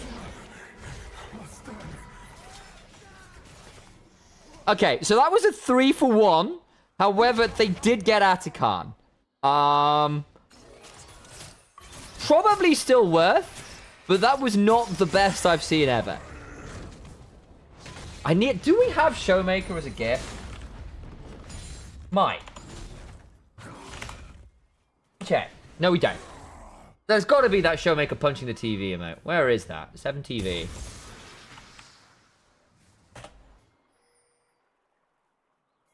Flower count. It is... they don't hold it up at the top of the screen. I don't know why. It's actually really annoying to track. The place to check will be down here. If you check beneath here, the next time we get a Verdant player up, we should be able to see.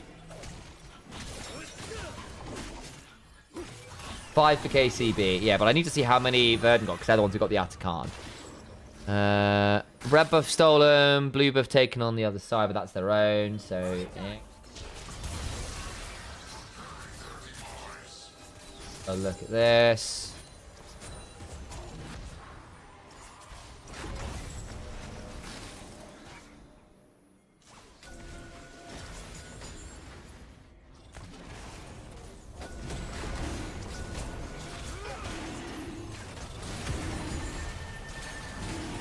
Okay. Dragon survives for now. What's happening mid lane? Galio's shoving. Zaya's taking the wave as well, so I don't think they got all that much done there. Doesn't mean Devon's not strictly around. Slow Q on a flank. Watch Piero. Watch Galio here. Galio could do a lot of work. Verdant not in a great spot here. Oh, that charm's problematic. Yikes. Dragon taken by Shinzao. That's Soul Point. Golden goes slow Q. Not great positioning, Verdant. Piero, really good headbutt pull. Devon doesn't have... Oh, yeah, good flash away, but Yukino does go down, but X-Kick finds a really good angle. Senko splashes out. How on earth is Slow Q allowed to get on that flank angle? That's really awkward. Not bad from Senkux. They got the Mega Blast Cone. They're not going to go towards it. Good chunk onto X-Kick. I actually wonder whether Senkux could play this. Mainta gets a good flash. That's a really good flash from Mainta. Nice idea from Torre to try and knock people out. But hey, that's not great. How do you see chats and watch this? Do you use different devices? No, I have got multiple screens, and I've also got chats on... I've got a big screen, so I've basically got chats in a part of the screen, and then the actual thing I'm watching, and then OBS on the screen. Lots of things. The worst part they knew was that, of course they did, he started clearing waves. I mean, it was very good from Slowkey, but that was not great from Verdant. And we have seen them be a little bit messy as the games have gone on. It cost them an NLC a number of times. Like, they have been known to have fragile setups and get a little bit weirded out by flanks.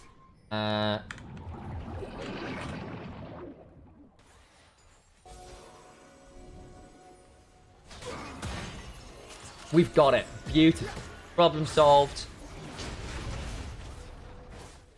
I want to join the Discord. Please do. It'd be great to have you in here.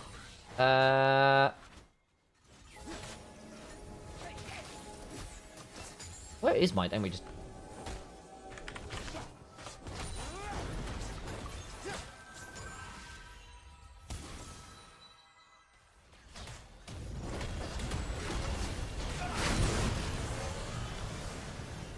So, Baron's next port of call. KCB, despite some very awkward mid-game moments there, are actually in a fairly good spot now. Exakick is online, 3 items. Scary 3 items too. And we said he might be relied upon to carry. They've got Soul Point. Baron's available. I think this is a pretty even game, all things said and done. Next Dragon fight, Baron's probably going to decide this. Probably.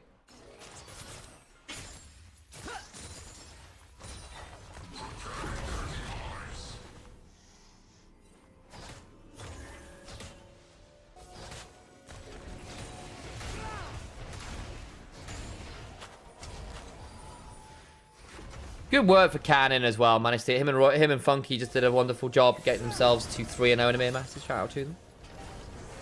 One of my OG people I was casting back in the day. Great Ari player. Zhonya's is done. Void Staff next. I think that's smart enough for Senkux. There's the 3rd item for Zaya. Big moment. Appreciate the follow, Scratcher. Needy coffee as well. Appreciate you. I'm not sure I said that earlier. He's Chibi as well, thank you very much. But enough of all of you in chat. I'm going to lock in this fight.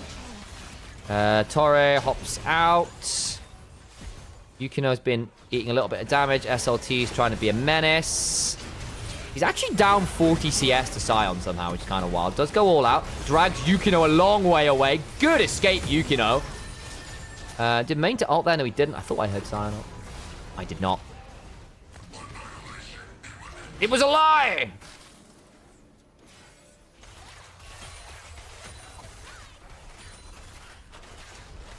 Is this best of 3 or best of 1? Best of 1 at the minute. So the way it is working is this is Swiss stage, right? And it's a 32-team Swiss. So it is 4 wins to get out of Swiss. However, or 4 losses to drop out of the tournament. However, what that means is once you get to 3-0 or 0-3, or right, let me phrase that better. Once you get to either 3 wins or 3 losses, all of your series from that point will be a best of 3. So any qualification series, any elimination series will be a best of 3. Exa. Oh my god, the damage from the Zeri. I don't think Devon was expecting that. Bloody hell, the crits. Rossman beat Barca. Yeah, they did. My goats, Cannon and Funky, doing a great job.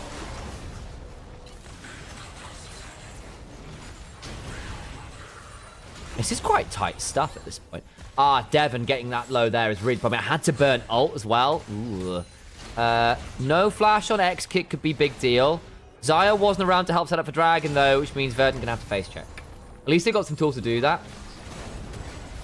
Mainter. That's a bit problematic. They don't necessarily want to be busy dealing with this though. They need to get into the pit, which means they're ignoring it. Danka gets in. Going for the smite, takes it, nicely done. Yukino was suppressed the entire time. Piero's buying a lot of time though for Devon and Sankox. They're not doing any damage. That means SLT and Dank are in danger. SLT gets shielded, flash over the wall. Now Mainter's in danger. Trying to get some damage over. I think this Sion might now die as he's dragged all out and away from his team. Sankox are going to keep people busy. They kill off the Sion. Good damage onto this Alistair. Good damage. Force the flash. Did not want to get hit by the slow of the command dissonance. Mega blast cone away. I think with Sion down, you can probably look at Baron here. Still scary into Exit Kick, though. And Yukino has Flash. You can probably still force the fight. Okay. No ults on a number of people for Verdant, though. So this is a bit of a weird one. You've got the man advantage, but you are down a lot of key ults. There is still Galio ult. There is still Alistair ult. There is still Lightning Crash from Zeri. This could go very wrong yet. Watch Exit Kick. Watch Yukino. 4,000 HP, Yukino can still get in. They need to stop him from getting in here. SLT's trying to stop him.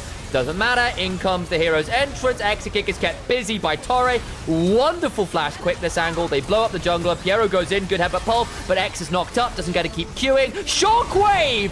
Oh, Sankox! TP in from Mainter, but it's a little too little. It may well be a little too late. Mainter has to flash away. Verdant ride the lightning. Bloody hell. Torrid with some very clutch interrupts. Sankox with a clutch shockwave. Calculated.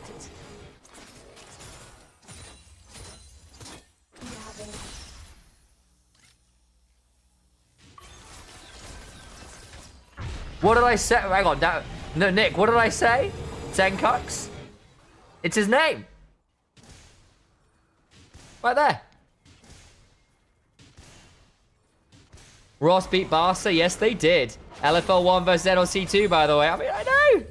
KCB can end up 1 and 2 here, which is wild.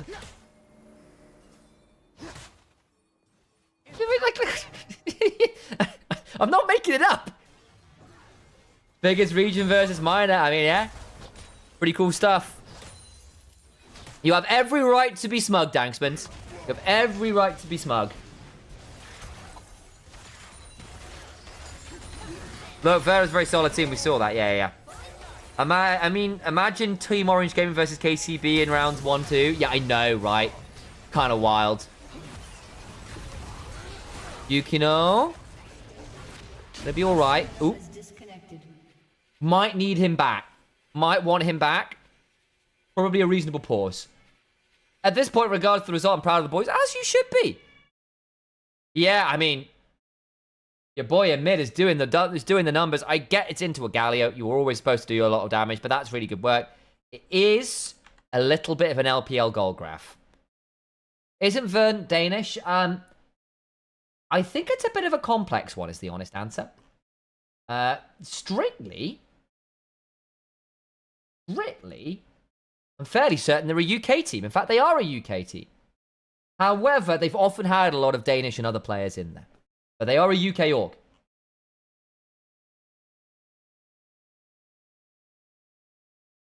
The Fnatic pause. Yup. They happen to have a couple key Danes in terms of Sankox and Torre playing. They've actually got a couple Germans in there. Devon and Danker are both Deutsch. SLT is French. Clean feed, you okay? We're heading into infinity right now. Are we... Hear noises? There we go, back into game. Phew. We have the traitor advantage. Well, that's it. SLT is French going up against KCB. Very true. GSMC lost to Xena as well. Well. That's tier 2 down. Verdant looked pretty happy here, I think. Not over yet, but I get nervous for KCB. If Exit Kick is going to struggle to get value because he keeps getting Shockwave, life is hard. And you don't have your damage here anymore. We said this would be an issue. It's going to hit a point where how the hell does Zeri, unless she pilots perfectly, get space to play the damn game? Yep. Thus were the words of Sam. Turns out I was right. Yukino was in there alone against 4. Yeah, I mean, it was that or let X-Kick die, I think, probably. There's another death on Piero, who's not had the best game, I have to say. All out onto Mainta, who is struggling to stay tanky now. X is just about alive, but again, is right back down to 10 HP. Death on the Scion. Oh, I think this is over, guys. Yukino and Piero haven't been... I think Yukino had a really good start to the game. I don't think Yukino has been the problem. I've had more issues with Slow Q, who I don't think has gotten that much done. And I think... Piero's also just really struggled. I also just, I don't really know what Mainta's done this game. The Scion had one roam mid. That's kind of been it. I don't know. I don't think the Scion's been all that important. Not really done that much to stand out, you know?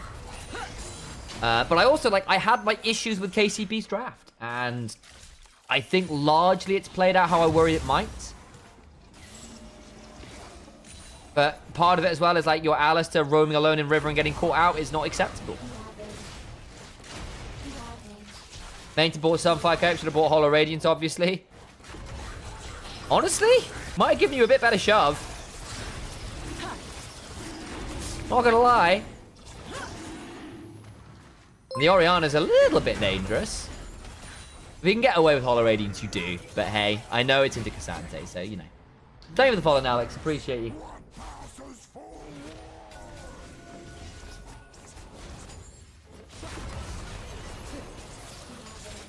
Okay. Hollow Radiance better than Sunfire. Absolutely. Well, that's because Baus is right. Anytime you can go Hollow Radiance, you go Hollow Radiance. Just a much better item. The wind becomes lightning.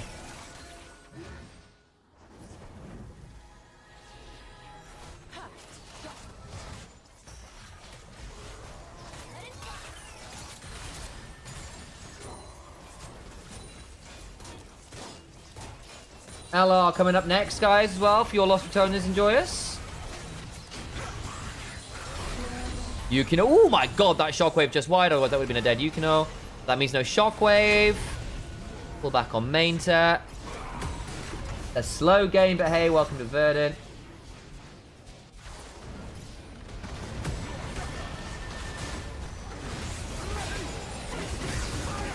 Oh, we need to move shortly because LR versus... LR's happening soon. Come on, guys. Finish the game. Almost both my NLC boys. Nice kill on Piero. Oh, X is dead. X is dead. X is dead. Nicely done. Ooh, double kill on the front line, though. Does it matter? Because Devon's about to murder some people. You lost all your damage to kill the front line. Yeah, probably is still deciding the game. Yukino dies. They need to send Scion back so we can clear the wave. Please just end the game, Verdant. Verdant is beating KCB. What happened? Verdant are a good team, number 1. 2, we had some slight issues with KCB's draft. And 3, the early game wasn't clean enough from the likes of Piero. Despite Yukino having some good moments. And Senkuk's kind of diffed Slow Q a bit. Trying to keep people away from the turret. I appreciate your attempt, Piero. It means nothing. 8 seconds on exit kick. Ignore the Scion. Kill the Nexus. Blessed be. Just spoke to Tori. All he said was easy. This just did. This just did. Right, let's go get that Speed.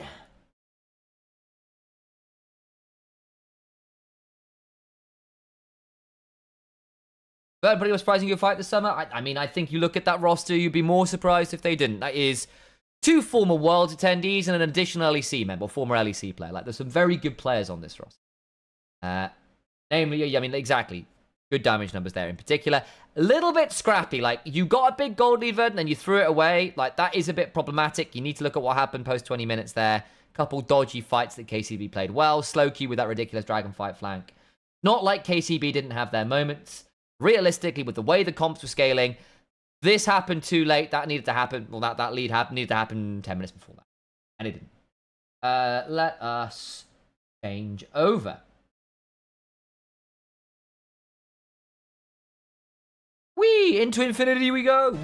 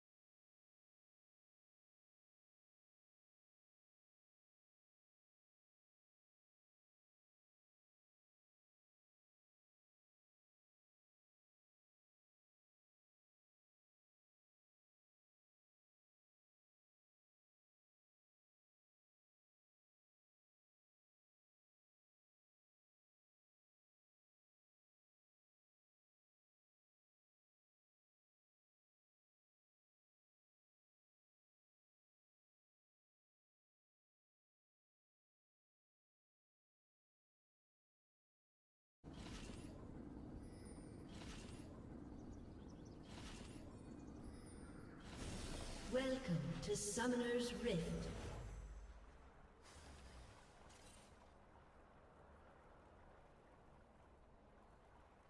Seconds until minions spawn.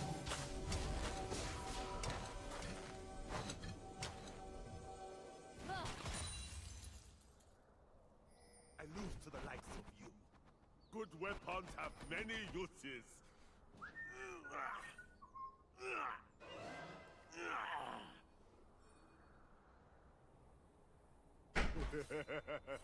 I was just being shown a wonderful bug by my brother. Minions have spawned. Or Ghost of Tsushima, where apparently if you jump into water, you start flying into the sky, which is kind of funny. All right. AT as well. Immediate respect bans for Nemesis. Want to appear now? I see Vel'Koz locked. Yeah, I know, Wild. Jeremy never seen the man play Vel'Koz. Nemesis, basically, back when he was in LEC, Nemesis. Actually, we'll have this story while we got the opportunity. When Nemesis was in LEC on Fnatic, he hard learned Vel'Koz as a counter to Azir, and it mashed Azir, and it was making people's life in LEC hell because he was doing a lot of work with it. It has always been a Nemesis counter pick, and it's something. It was one of the reasons why LS actually first started liking Nemesis a lot. One of the reasons he was like, look, this is a really, really smart heads up. I've been telling people to pick up Vel'Koz for ages. Vel'Koz is just a very weird champion and very hard to play. However, if you are good at him, he becomes a surprisingly good counter pick into a lot of control mages. Things like Azir, things like Ryze, hate Vel'Koz. It's a miserable time. So it's an old school counter pick for Nemesis. We've not seen it a lot in recent years, but it is worth noting he plays it in particular and has played it since 2018, basically.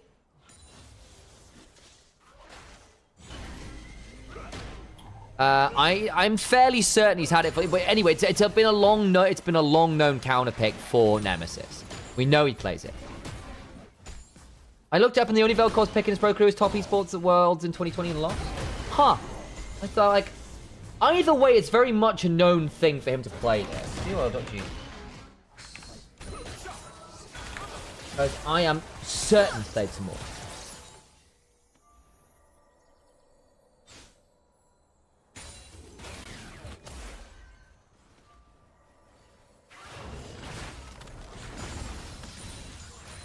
You're right, he has only played the one Vel'Koz game. Huh. Interesting. Well, for the record, it has actually, or it's been one of those ones which he was like notorious for having as a back pocket pick, so it got banned against him quite a lot. There you go. There's Nemesis and solo queue. Thank you very much. Production smurfing on that one. He does quite a lot with this one. He's been known for playing this for a long time. Love to spread misinformation. There you go. At least I got some proof from production. I thought he played it more in pro, I won't lie. But I do very much recall him being like, people going, yeah, this guy plays Vel'Koz. Just so you know.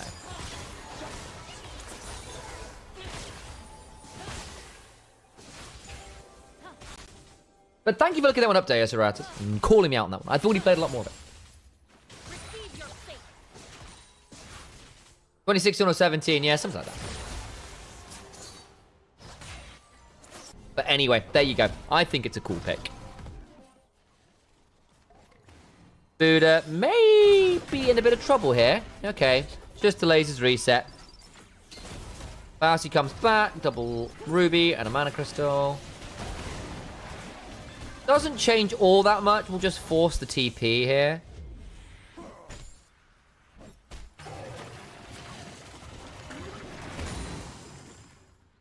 Gets the wave crash. It's KDA Grag. It's my favorite.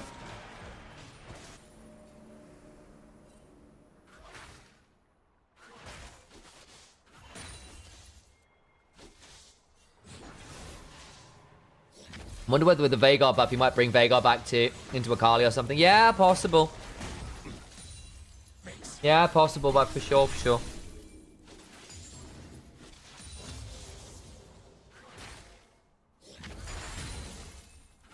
But yeah, I suspect that the Vel'Koz could end up being a really annoying thing to deal with. Also, Cassante hates it. because all of your resists mean jack all to the true damage. Vel'Koz is surprisingly good into tanks. You have to stack your passive well, but you do a pretty good work into tanks. Also, Vel'Koz is a great Blackfire Torch abuser, which hits Nemesis build pattern very well. Oh, coming on over to fight this. Vel'Koz comes to clone away. There's a knock-up and the ult. Manatee, woo! Got a bit scary there. Did lose Raptors. Bouncy should clear that wave just fine. I was having this conversation the other day. But for my money, I actually think Bowser's best champion, professionally at least, is actually his Gragas, not his Scion. I think he's obviously very famous for Scion. His Scion is excellent, and I'm not here to take it away in any way, shape, or form. But I really, really, really think Bowser's Gragas is something special.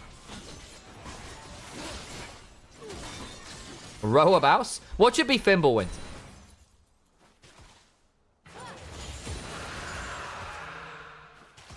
Dragon down. Not bad there. Off the priority from the invade. I think especially with Vel'Koz not having the ult.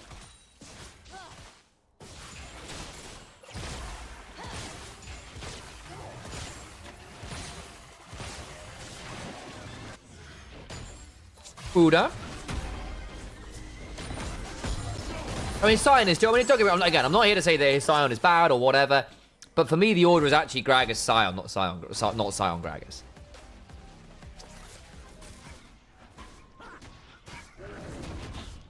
Xayah versus Yunara, late time. I prefer...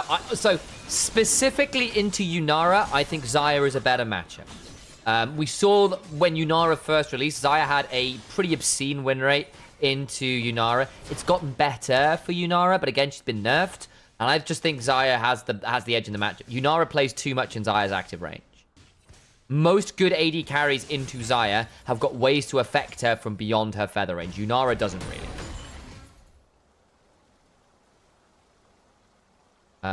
I don't like this I don't like his Galio. I don't think it fits his style. It avoids too many fights. I actually wonder if Velia's success might have gone to his head a bit, where he seems to be taking one-on-one fights and fights where he doesn't have complete evasion of running area more often than he used to. I think that's fine if he has got his team on board for it, or the game plan calls for it. Because actually one of the joys of having players like Reckless and Nemesis and theoretically Baus as well, is you will actually have support on call that you can afford to take those more aggressive flips, and they'll work out that well.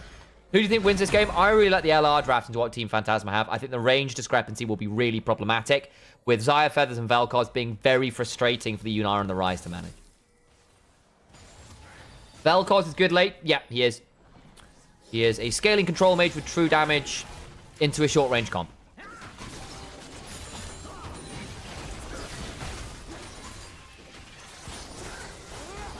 I don't like it. So you don't like Baus's Galio? You think he avoids too many fights with it? Yeah, to an extent, though I will say, if he's ahead of the curve, his ability to shove a lane, roam for an ult, having gotten the kind of faster rotation path is very, very frustrating. So I still think it's not bad. I just think you don't get to play around the Galio ult as selflessly as you might. Well, he doesn't play around the Galio ult very selflessly, which changes the way you look at the Galio. Reaper giving a lot, or Reaver giving a lot of support to Manatee so far. Yeah, I mean, a lot of that is the Yunara plus Lulu has a lot of lane prio, so the Lulu's able to leave. So Nemesis can support somewhat, but basically you're always going to have the lane priority to an extent to come support the jungle, which is not bad. The only thing is that Baus and Crowny have therefore taken the opportunity to get some decent plates early on. It's going to be forced to ult. I think Spooder could have a bit of a bad time here. It's a lot of feathers. Not enough cooldown to get another rotation through. But Spooder's at a third. Between Door and Shield, Grasp and Pots will likely be fine. Do we see Grubs here? No, but that was Quickness and Ult down from Xayah. Quickness and Featherstorm. There we go. Took me a second.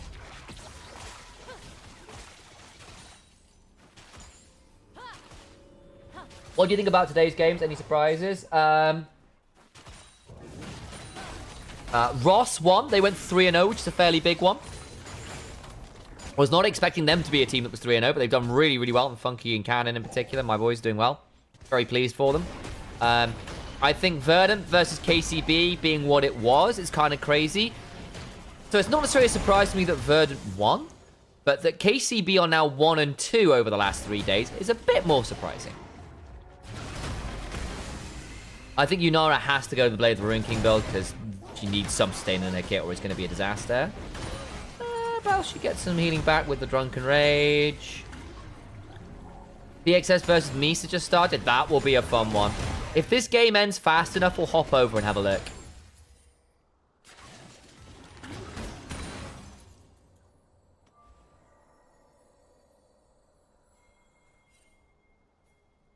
The one thing I'll say about Vel'Koz, and one of the reasons he was never seen that much in Pro, is he is an awful side laner. Very vulnerable to flanks. He does want to be in mid lane. It's a similar issue with Zera. And so if you ever have to play long lanes, particularly from behind the curve, you are at risk of being caught out quite a lot. Rise, on the other hand, fantastic side.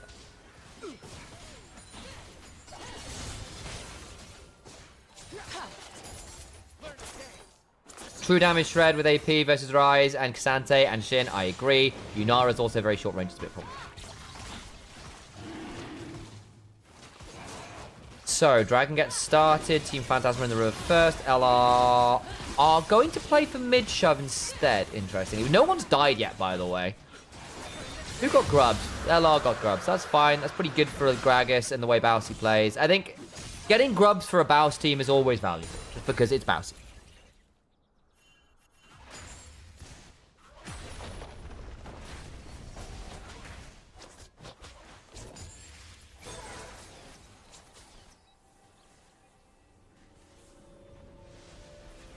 Vel'Koz with phase rush, yeah, no. He will go Comet and you'll enjoy it. This is weird. LR ahead at 10? I know. Although in fairness, their early game stats weren't as bad as people think they were. It's just actually when LR looked their worst in the early games, and we have seen them have mixed early. However, I think it's 50-50. It's just not a guarantee, if you see what I mean. They weren't very consistent in their early games, what I mean. So I feel like if I look up NLC... If I look at NLC and GOL, I bet...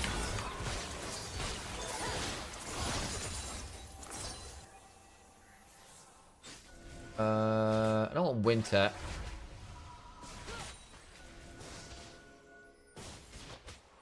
I don't want playoffs. They'll do. Team stats. Early game... Yeah, so Lost Returns was still plus 700 at 15. You know, they were third in the league behind Nord and Lungfist at that point from playoffs. You know? So they weren't the best early game team in the league, but they were inconsistent enough that people had criticisms, and I think that remains true. But I don't think they were but like a lot of the LR early game memes are somewhat more nuanced that they just suck than they suck early.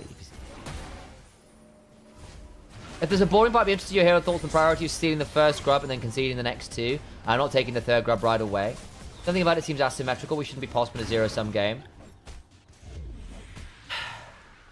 So a lot of this has to do with rotational time. The break point is 2 grubs, right? 2 grubs gets you the mark towards feats of strength. It's the one that gives you serious advantages versus turrets. 1 grub is somewhat negligible. It's a minor win as Bousy's dead. Nice punish from Spooder. Bousy did not get to flash or ult and just goes, oops, I'm dead. Well, Bousy gives up first blood. Pepe needs to be really careful here, actually. I don't think he can stick around. Yep. Room Prison's Velia overcomes quite a lot of Team Phantasma members. Zaya's going to shove mid. They're trying to keep Nemesis safe. Realm walk forward. Wind does become lightning. Oh, that's a really good knock-up. Oh, nasty. Flash from Vendetta. Oh, he's stuck on the turret. TP behind. Watch for the blast. Oh, boy. Vendetta takes a turret shot. Bousy, my boy. Into the double body slam. He'll trade his life for it. What was that? 2 for 1. And all the while, Zaya got mid lane tier 1. It'll come at the cost of this turret, probably. Probably. Manatee? I don't know. Just be a little bit careful here. Yeah, I think my Nemesis could TP in here, yeah. That's a bit far value. Double knock-up. Crowny's coming. Crowny's coming. TP's in. Yeah, I think I wanted to keep Team Phantasma busy. Manatee looking. Does get over. But now has to flash because the feathers are there. Cassante's coming. Nemesis looking at Reaver. Pepe's also caught. This is a complete cluster. Fudge. Good sweet in to the life form disintegration rate. So what is that? That is a 2 for 3? Didn't get the turret. They stuck around too long. And Crowny got the mid lane tier 1. Should probably get this tier 1 bot. I think that's probably just about a win for LR. Yeah, they get the turret after as well. Probably is just about a win for LR.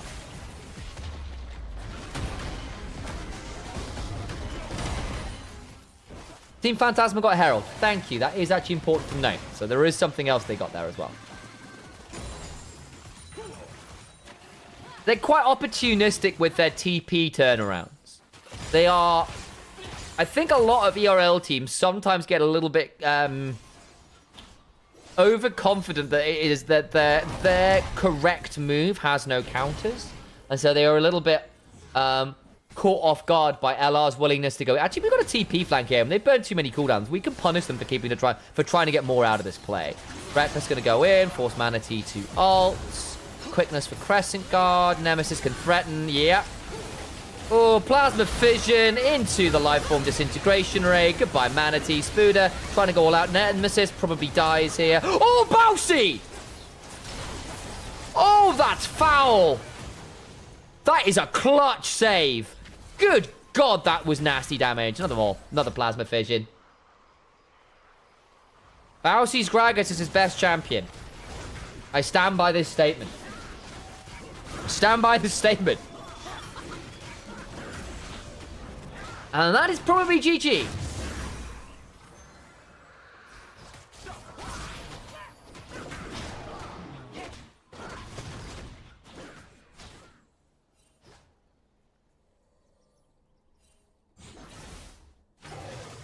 Broken clock right twice a day. Rude.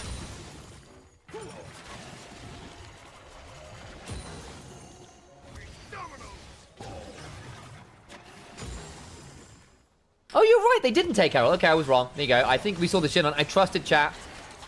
Trusted chat. I shouldn't have trusted chat. There's the Herald.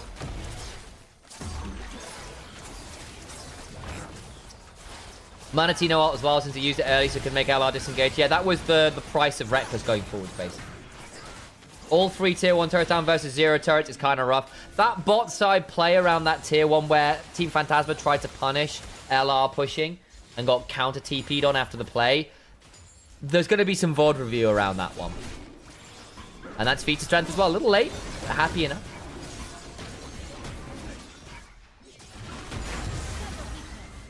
Mate, Baus makes a normal Gragas E flash play and everyone loses their minds. I mean, in fairness, that Gragas E flash 100 to 0'd the Yunara.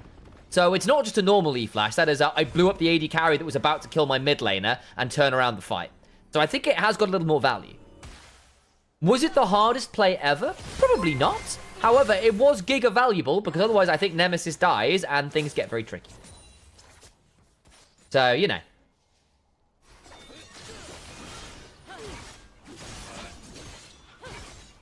Veli hitting the red buff to rage bait 3 enemies. Rekka's gonna quickness and escape that way. I don't... Probably did need to quickness, actually. A pro player should always make that play. True enough. Doesn't make it not important and not exciting. It is the correct play. However, if that play had gone wrong, that would have been a very dead Nemesis and the fight would have been turned around. Instead, it ends up with Nemesis surviving and 2 kills going over to Lost Returns.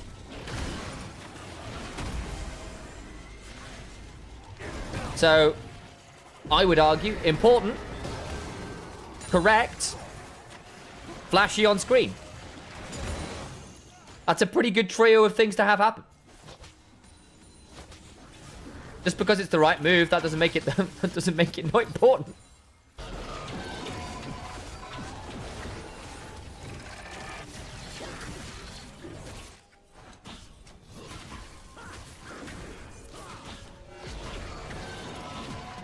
Vel'Koz's going to melt everyone? Yeah, he is. I mean, I really like the Vel'Koz in this draft. We've already had that conversation. He's fine. Faust gets out. Oh, nearly. That's not bad, actually. Atakan still went the way of lost returns. Oh, no, it's still alive. Ah, no, I got confused by the pings. Oh, can they look to rush this? They might be able to, you know. No TP available for Reckless because he's gone for Guardian.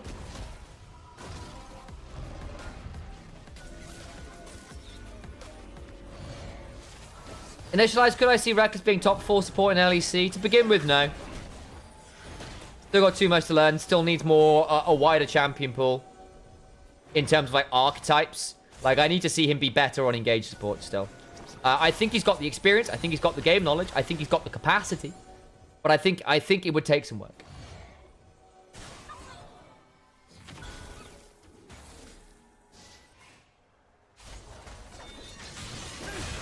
I also think you just don't want to, I don't want to undersell that play. I think it was a really good play. Zaya gets a good kill. Hang on, watch Bowsy. He's got a really good angle here to get onto Vendetta and Pepe. Riva has to flash. Vendetta has to flash. Baus goes forward, gets the stun onto Vendetta, which means Veli can go in. Great angle. Great angle. Pepe's going to die for this as well. Really nice stuff.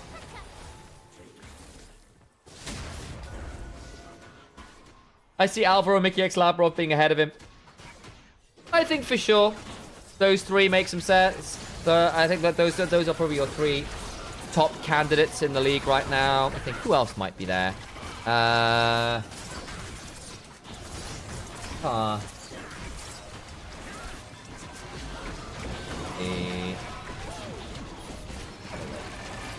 Atakan's gonna go down. Not that much happening on screen. Vel'Koz will get a bit of a shove. That's the reason I said Vel.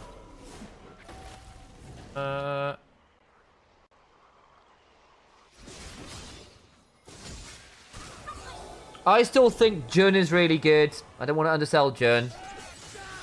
No, not some playoffs.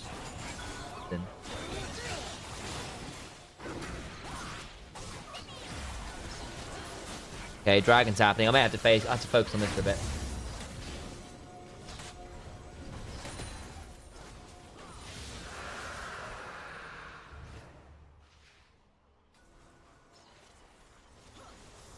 And I still think Paris and Stend are solid enough that I think I would be wary to immediately put Reckless top 4. Like, has he got the capacity? Sure. We know exactly how good Reckless can be as a player. Made some very deep runs across multiple different positions. Nice charm on the Buddha, who gets wild growth and will survive, but is going to be forced to run away. But I think I think you underestimate how good a lot of those middle of the pack LEC supports have been at ERL level, which is the level Reckless is playing at right now. Paris was the best support in ERL. Smashed every EMEA match he was in. Stend, again, similarly had great ERLs. Again, you've got to remember that one. Jun has been excellent for a while. It's like, okay, well, there's 3 supports you have to be kind of cognizant of, who've had recent ERL experience and were winning EMEA match and smashing everyone doing it. So to immediately put Reckless above them without having seen it is risky. Not that he can't do it. To clarify. There's Reaver going to get blasted. Woo, baby. Nice kill. Nemesis gets that one to Manatee, who then doesn't get involved. Further pull. Pepe and Vendetta trying to do the best. But again, they've got to play in too short range. How do we like the Yunara build? Bork gets almost no tank. The reason she's doing Bork is she needs to sustain. Bork's the only one that gives you a little bit of survivability. You cannot afford the Kraken Slayer build this game, or you will die every time. To Zaya, Vel'Koz, who you have to play in their active range of, and it sucks. I just think the Yunara has a horrible time this game in general. But I don't have that much issue with the Blade of the Ruin King Phantom Dancer angle, because you needed to survive, because you can't afford a Kraken Slayer build. You have no sustain in your kit. You will get blasted by feathers. It's the reason that the Zaya has been played a lot into Yunara at top end play. I wonder what damage Vel'Koz has done. Yeah, it would be quite a lot. I am excited to see it. Nemesis being top 3 in LEC. again, there's an interesting one, because we know how good he can be. He did very well at LEC the last time, relatively speaking. But he's not played at that level in a while. So let's think, who would we have up there? Caps. There. Jojo's pretty good right now. There. Vladdy's in a weird space because of all the drama and the rest of it, so let's be careful on that one. Fnatic have got Poby, who's decent, but again, not the core part of that team. Yeah, I think they're probably... To be honest, I actually think LEC's mid lane pool right now is quite mixed, actually. So yeah, I think Nemec could probably be pretty solid, actually. We've seen how good he can be, and he's not rolled. So there's some well. I'd have to think about that one a bit more closely. I think top 5, certainly. Top 3 is perhaps a little bold. Because again, like we've seen how many times this happened before. CKC heading up to LEC, winning one split, and then things come crashing back down to earth a bit. Like, it can happen. Nemesis is obviously a lot more experienced. Nuke is also good, but has a bad team. Yeah, I also think Nuke is a bit of a team fight merchant and sometimes not the best side laner. His early laning is fine, but not super, super great. Like, he's a good player. I don't know whether he's genuinely clutch and great. I might be being over harsh there, though.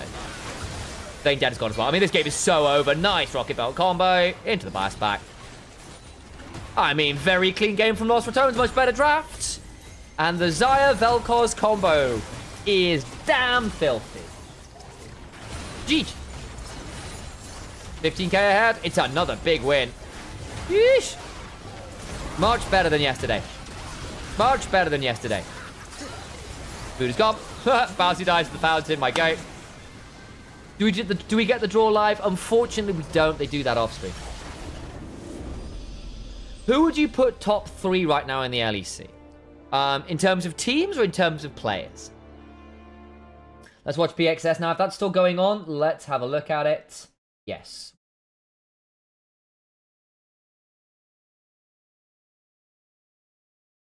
In stream 2, which we can do. Let's have a look. I want to look at these post-game numbers a second. There we go. Woo! Vel'Koz damage. Yeah, that'll do. Also, I'm just gonna put this out there. Baus nearly did as much damage as AD carry on the Grags as well. My goat. My goat. Very nicely done. Where is my feed? Thank you very much. Feed number 2, please.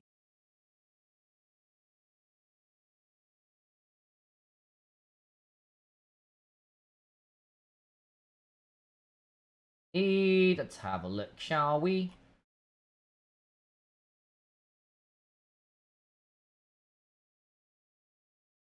Into infinity we go until we come back, please. Whoa. There we go. Oh, wow, this one's been a little late. Everyone but Reki had 14 KP, hell yeah.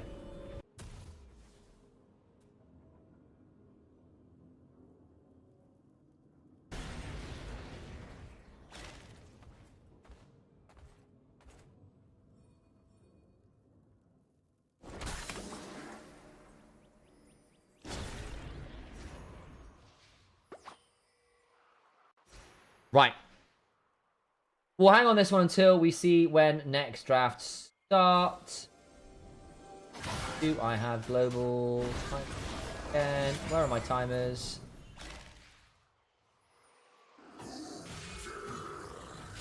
There are my timers. Hey. Keep an eye on that one to see when we're up next. Probably still got a little bit of time here, honestly.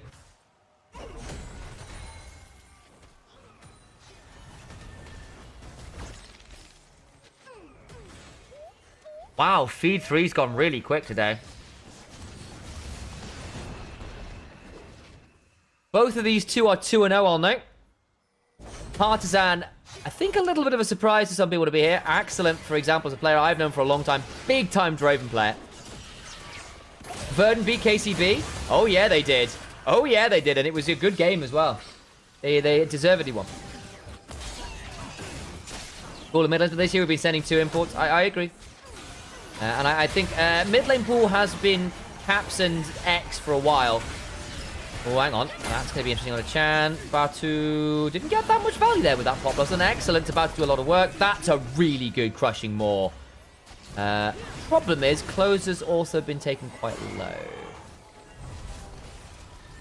I'm not so convinced Verdant over KCB is that much of an upset. I think Verdant are a good team. And I think they are a worthy contender here for a deep run into EMEA Masters. Yes, KCB came in one of the tournament favorites, and therefore, by default, it is an upset. Rossman beating Barca was a bit of a crazy one. I wasn't expecting OSC beating GNG. That's the big one. But I think people were sleeping on Verdant a bit. There's some very good players on that team.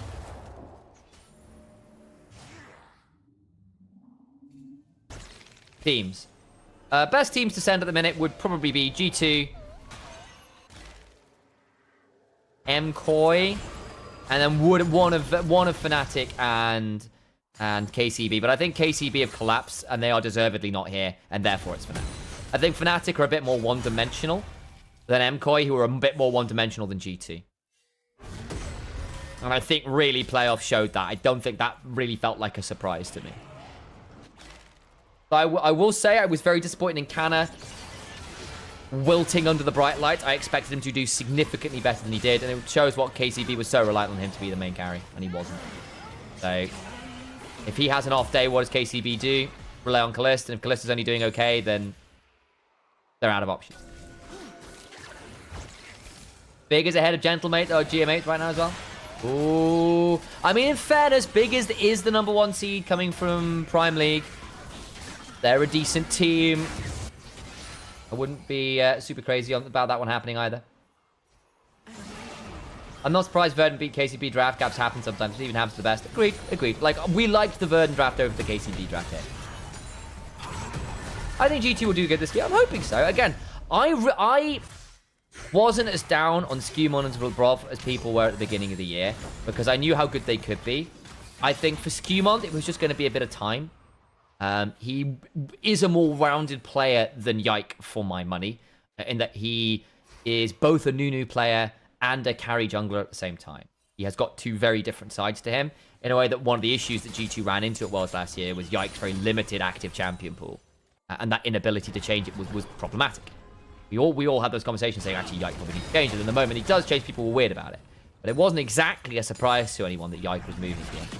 And I think Yike bounced back really well, got fire under his bum having been kicked, and went to KCB where he got where he became a leader, rather than significantly further down the hierarchy as he probably was in G2, understandably. And I think that gave him a lot more confidence to play the game the way he wanted to, and that was great. Labrov was a bit of a different one. We'll hold the Labrov conversation for a second, guys, just because we are just ahead of a team fight, and I think I'd rather focus on that. For obvious reasons.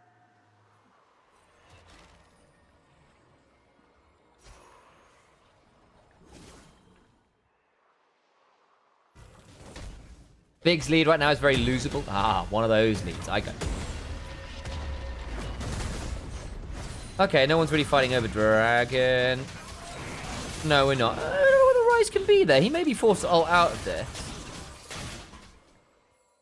Ah, nice from Whistle. Did miss his overload. Supreme Display of Talent. Spiraling Despair. Gets out. And does so. Okay, so ult for ult. Not going to Atacam, but all the while the Dragon's going on down. The Xin Zhao's going to get a hold of a Grom. The Healer wants to jump on this. Kind of does. Oh, and nice takeaway. That's a little annoying.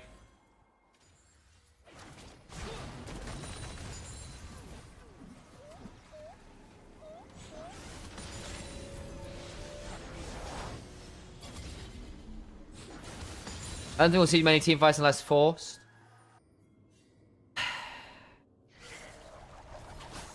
That is a weird question in some ways. Because I actually think when you are running things like you might... I was wondering whether we might see it around Dragon. Because again, you're running the Caitlyn lane. And so if you can afford to get towards the Dragon, you feel better about it. But that's not happened. And Misa have actually done a decent job of coming back and getting double Dragons themselves. So at this point, it's probably Atacama where we see the next violence, or possibly next dragon. And I think that's... I think the thing is, Caitlyn wants to set up around objectives with traps. Aatrox wants to flank around objectives. I don't think it's entirely fair to say they're not objective.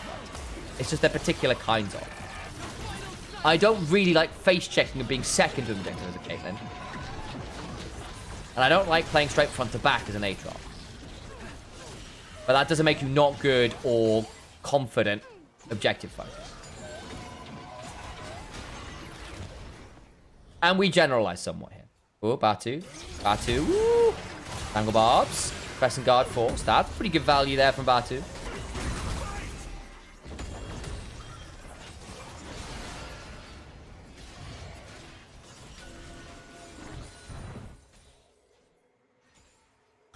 Good to see you, SLR. Afternoon to you as well.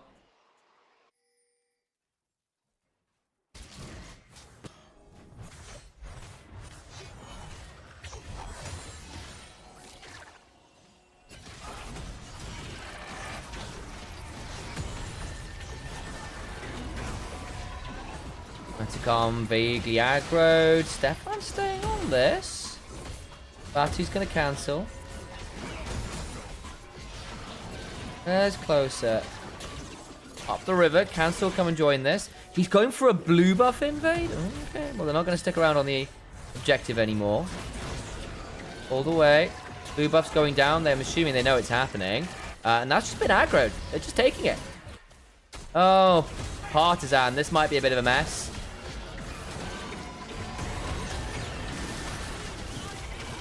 Here we go.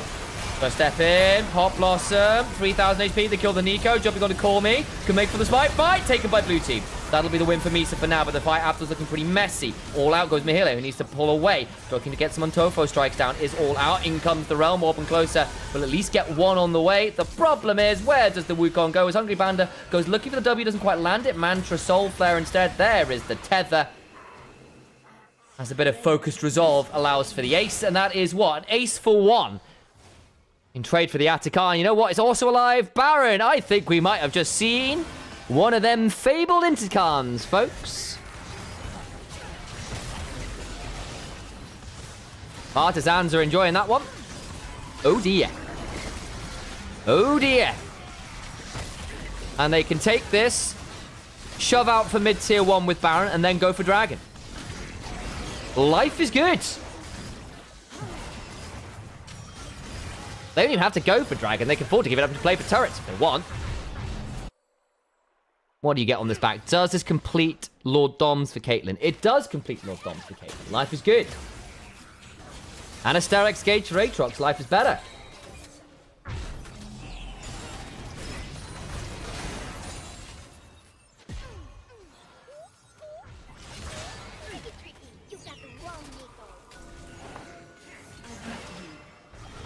What is that from Misa? I mean, basically, they saw that Partisan had started the Atacama and went, well, actually, they pulled off. We can force them to come back and fight this. We think we're in a better spot.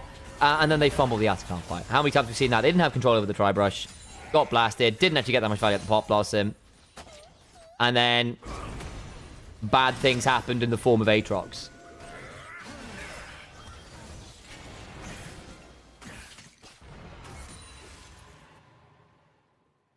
Chan's going to split push away. Has got the TP. That turret was nearly dead anyway. They are going to give up this dragon. They don't want to play it. Fair enough. Realm Warp. Oh, you want that one? That's fair. Give that one up. They're giving up dragon. They want the turrets instead. They want the gold. It's only sole point. They can afford to give it up. They'd rather get value out of this right now, and they are going to get this inhibitor turret broken.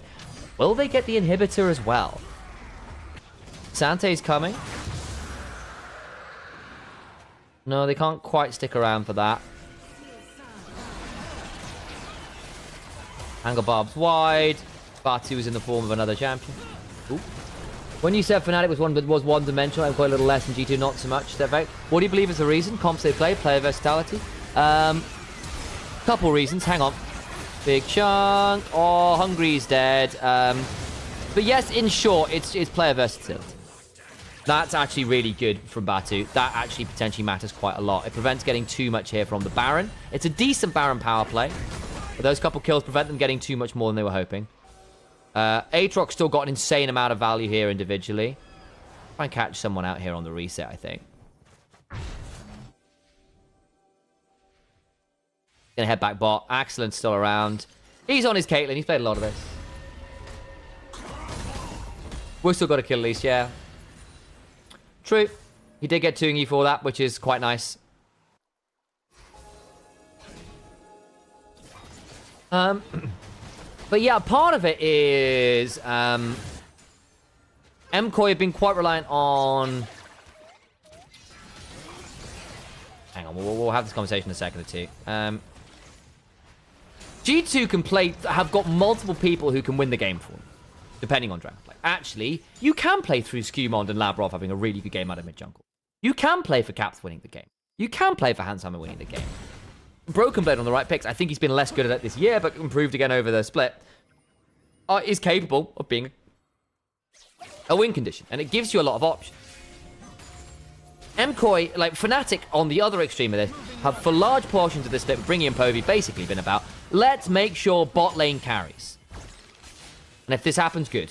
If not, And we've seen a little bit what happens when Razork and Mickey fumble or don't fire, and it all looks a bit awkward. We saw a little bit of that last year from Mickey as well. It's always been part and parcel of who he is. Whistle, I think, is just dead.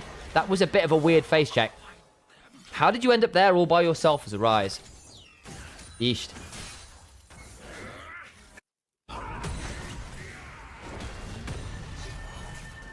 Poby's a little bit better because Poby brings influence from LCK challenges. Yeah, a little bit. Plus, I also think Poby is actually quite... Poby comes from a squad on T1 where it was all about playing through bot lane. Smash was the guy in challenges. So Poby's used to being the secondary priority and playing through and for bot, which matters quite a lot in terms of how he looks to play the game. So that fit was decent. I do think that theoretically they could have found better options via scouting, and I'm still not as sold on Poby being the best choice out there, even if I see the fit angle. I think it has made them a little more one-dimensional than I would have liked. Big just won. Prime League on top. Hell yeah.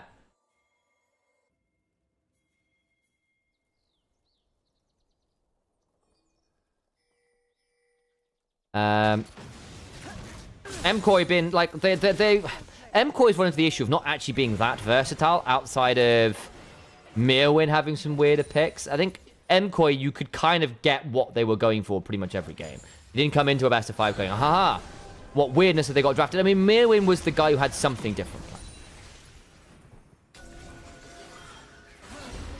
And Oscar has been a pro. Yes, he has. I think he had that very good series against KCB. But on the whole, Oscar hasn't been great. Oh, flash and whistle. That's a really good route into the ace in the hole. Oh, my days. If that overload had landed, that was a dead Varus. Do you think Doggo could fit in G2? Probably.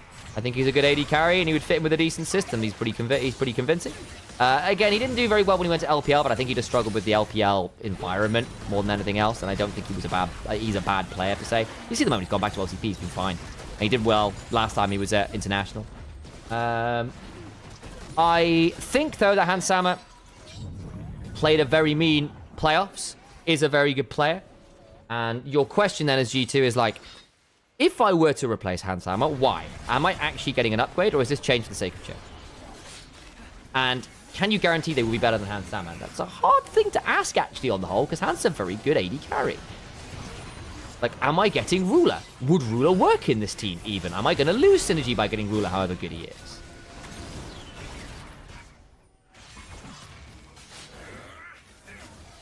Nihile, trading with Chan a bit. Partisan taking a bit too much damage here.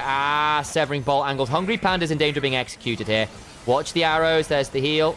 And close valley angle. Goodbye, Hungry Panda. That's unfortunate. Whistle now coming, but they did get the shove. Stefan's gone into the Crescent Guard. I think that's going to be a dead Shinzao, but now they're kind of trapped here. And there's traps everywhere. Oh, Batu's had to go golden. Nicely done. Axelant's untouched. Axelant's about to blast them. Where did the Hilly go all out to? Whistle. Woo! No matter, the ace in the hole! Golden, call me just about survives. Oh, excellent. Wonderful Caitlyn team fight. Wonderful Caitlyn team fight. Really pleased with that one. You could say that about a number of AD carry players, though, and I don't think that's fair to Hans either. I actually think he is quite a good aggressive AD carry on the right champions. Well, this is a Draven Kalista player and a Caitlyn player, and I think he plays those ones quite aggressively. I don't think he plays scaling carries particularly aggressively. But do you want him to? Especially when potentially G2 are playing for other lanes. So I don't think that's entirely useless.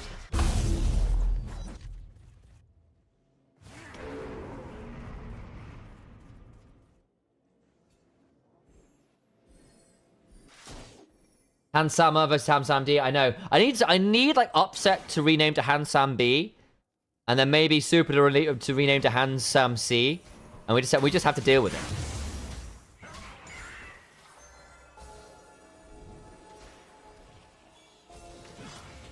Yuffie. Bit of a yawn.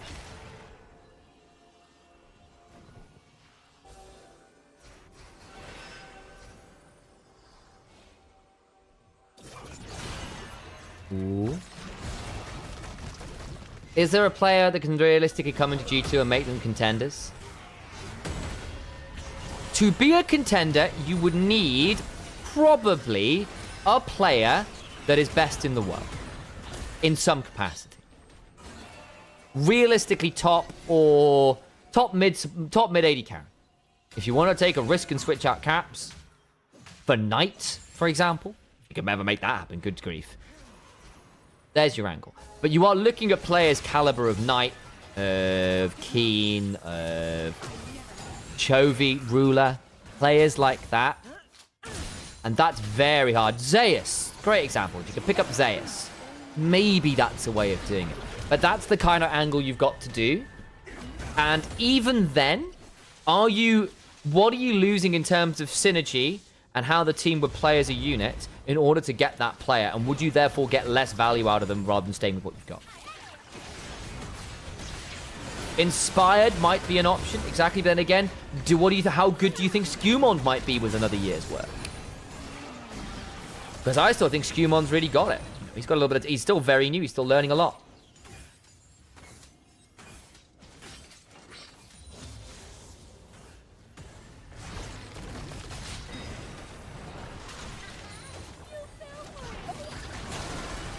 Inhibitor turret's going down.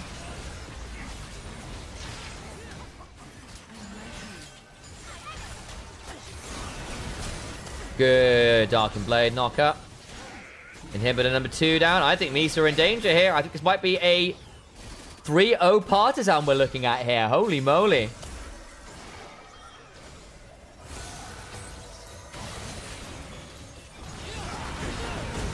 Good chunk onto Stefan, who is going to go low. Doesn't have the GA to work with decent healing back. In they go. They will get that kill. That's not bad. 2 minutes till Dragon. Needs to get over the wall. Whistle now in danger. He's split off. Good damage. My god, but it's only onto the clone. That'll get the kill onto Closer. All the while, Axon trading well until Milhead gets out of the way of the Pathmaker. Pop Blossom coming on down. Axon gets the shield. Needed it. All the while, into the mid lane they go with a potential Realm Ward angle. Jail is on the inhibitor itself. Should go down. The Varus forced to run, knocked up by the Darkened Blade, goes down. That's a big kill onto the AD carry. They get the kill on the return, though, as Axon is dead and Chan now in a potential 2v2. Make that a 2v3 as Mihile goes back towards the fountain. Nexus turret number 1 down, final inhibitor down.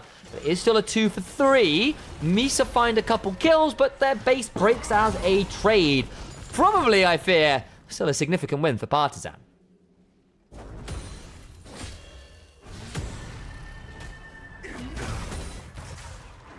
Not what I needed. Where are my timers?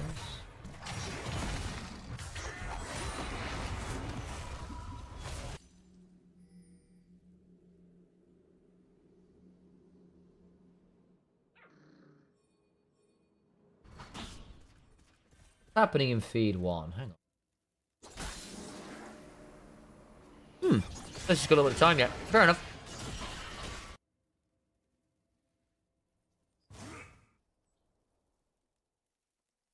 Also, Yoya stayed at the top for years. I think Yoya is... I'm not Okay, I want to make...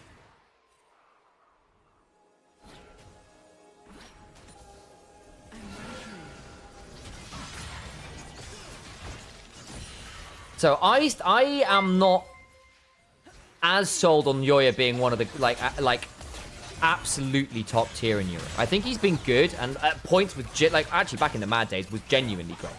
However, I do think I've seen a few too many times where Yoya's play style is not flexible enough that I have had my issues. I would write Inspired above him. I think at the moment, I actually also look at his playoffs, right? I think Yoya actually in Madrid in general was not that fantastic, actually. Had a problem. Finals was decent versus Fnatic, but I actually think there were other members that were more important in that win. Oscar, for example, I think was... not Oscar. Mirwin, for example, I think was fantastic.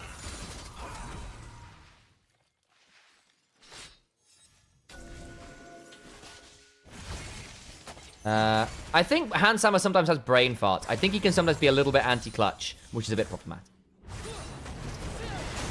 And I think sometimes Yoya is a little... is like very highly rated understanding by the Spanish community, because obviously he's like one of their talismanic players. I completely get it. But I still think over the last couple of years, we've had people like Yike, people like Inspired, people like River, who are all right up there with him and arguably better than him at points as well. I think Sheo's been really good as well. So I don't think it's quite as simple as, oh yeah, Yoya's incredible and he'd be a great fit on G2. I don't think that's quite fair. And I don't think he's like out and out the best jungler in the league either, for sure. This man just ran it down mid to get the turret and dip. Yeah, basically. Woo, that was wild.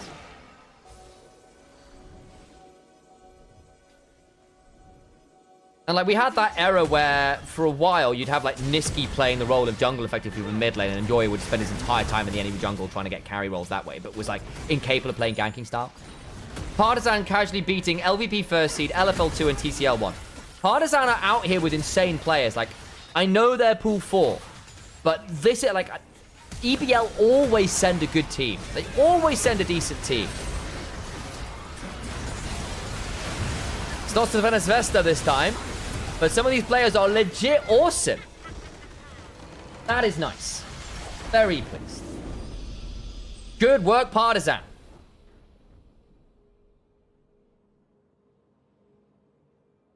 And yeah, and I think Skumon's got great upside. So I'd stick with Skum.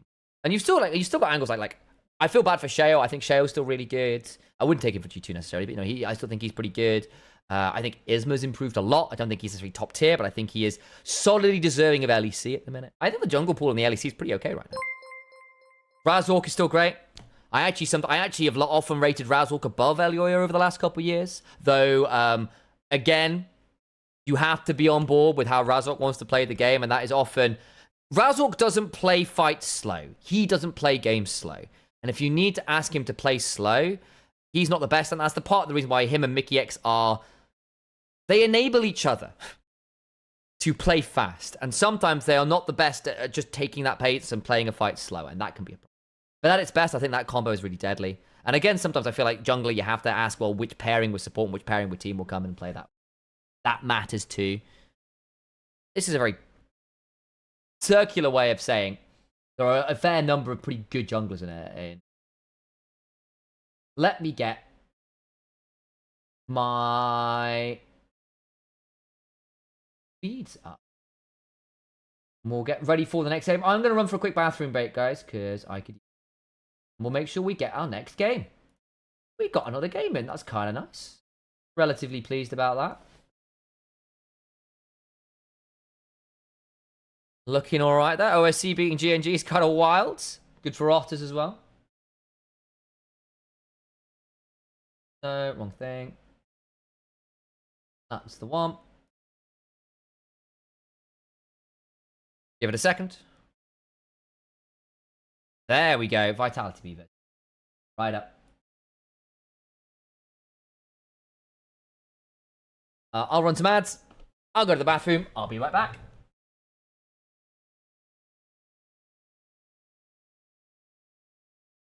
I don't know why it didn't work.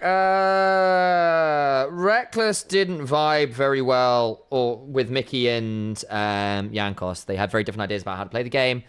And yeah, I think as far as I know, that was the issue basically. Reckless is a good AD carry, but he was not that great a fit for G2. Is the honest answer. Whereas Hans Sama is, you know, a better laner, basically.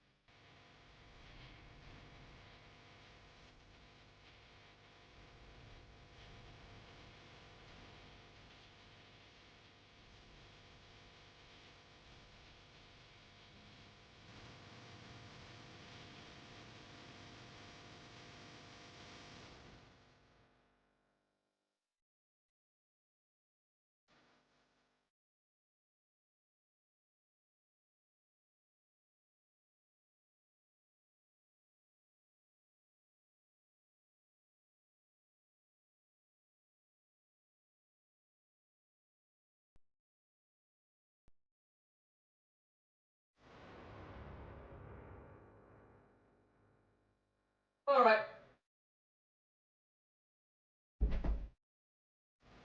Oh, bathroom break required. Good grief. Apologies for that slight delay there. My camera across. Right.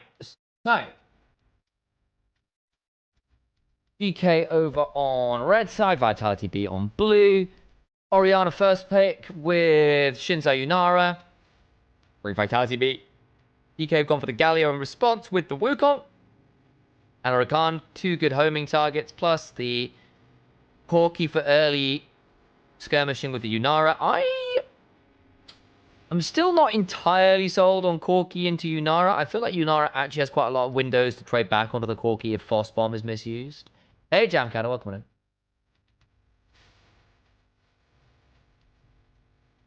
Thank you for the follows, by the way. And for the sub, by the way. Andrew Gross.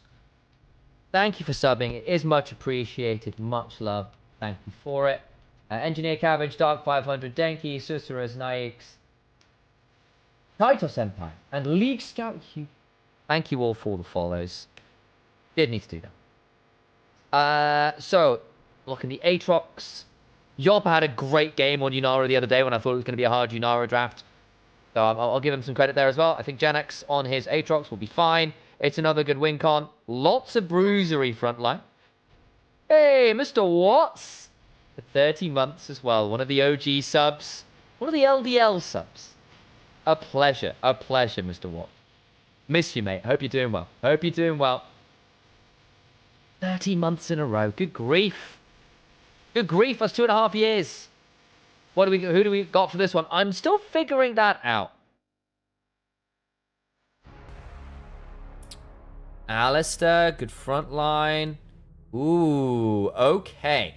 Now, are we running Galio mid, Aurora top?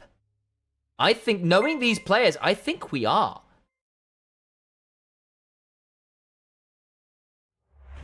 We've got Billy Butcher as a support as well. Oh, fabulous. Talk about Partisan a bit since there's 3-0 and smurfing. Yeah, we'll have that conversation now. I think both these drafts are playable. I think if it is a straight front to back, Vitality B are going to be slightly happier. They've got the slightly better front line with Crescent Guard, Alistair, Orianna Aatrox doing some cool things as well to help support. If you start having big AoE circles coming on down from good flank angles, with Wukong and Galio and Aurora ult all coming on top of people, that gets really nasty. It's going to be a little bit dependent on... GK getting big ults off. I think if it comes down to bits of consistent DPS, Vitality B will. But I think it's an even enough game that it can be really all on play rather than... Decap fighting GK is also absolute cinema. Oh, yes, it is. Oh, yes, it is. I think people forget, of course. They've got some history. I'd forgotten a lot about that, actually. That's a good reminder. For those who don't know, for a long time, GK, in fact, had Decap on the roster. He was there until the beginning of this year.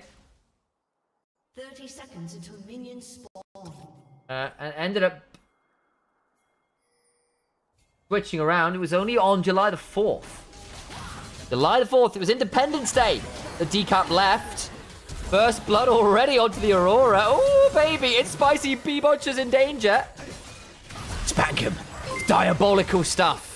Yopper has got himself a little bit of transcending himself, but he's going to die as well. That's 2-0 for Boda's Aurora. Oh, no. Do I like the Aurora pick? Yes, I do. I like it a lot better again now that the Aurora starts the game 2-0. Oh, dear. I think Aurora at top is fine if you're a good top laner. If you're a carry top, and Boda very much is. He is a Jack-style player. I think this is a fine angle for the Aurora. I think it has a decent matchup into the Aatrox, and I think it sets up your team fights well. It's another good flanker. It's a good ward location. Homing beacon for the Galio to ult in on. That is a nasty start to the game. Yeah, we could chat about Yunara a bit as well. So Yunara's nerfed, although... So I don't think she's as good as she once was. Basically, and basically a lot of it was base stat nerfs, which really hurt. But basically, she scales really well. Has a couple different viable item builds, which matter quite a lot as an AD carry, because it gives you different ways to play the game. It's the reason Varus was also quite strong. One of the reasons Varus was quite strong as well. The reason we see a lot of Kai'Sa. That flexibility in play pattern and play style matters. You got it, that Blade of the Rune King, tank busting sustain build, or the raw DPS of a Kraken Slayer build. Oh yeah, we got the lane swap. That's fair. Nice idea. Yunara into the Aurora to bully her a bit. I can see it. The problem is, of course, the boat is already back for Dark Seal, and I still got 2 pots, so not as fun as it might be. Part of it is new champion syndrome, but she's actually got quite good spikes, level 2 and level 3. That's actually quite a nice slow. Ekkas, oh boy, Yunara's coming on down. Yoppa gets some value here. Ekkas might try and get some more value, won't quite. Yoppa gets donated a kill. Nicely done.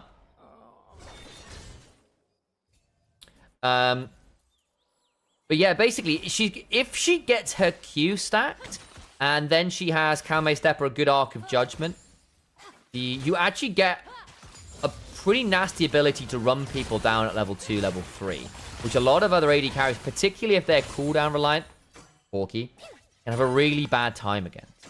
So she's kind of a little bit old school Caitlyn-y, where you have really solid spike early into a bit of a trough mid game, coming back up again later on.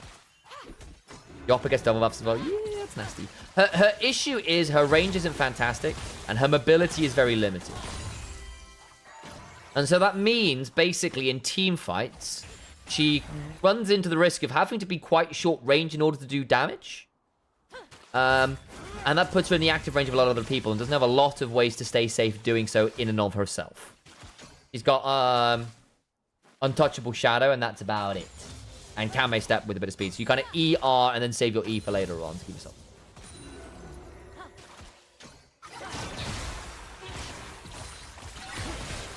Do I know the reason? Her base stats got horrifically nerfed.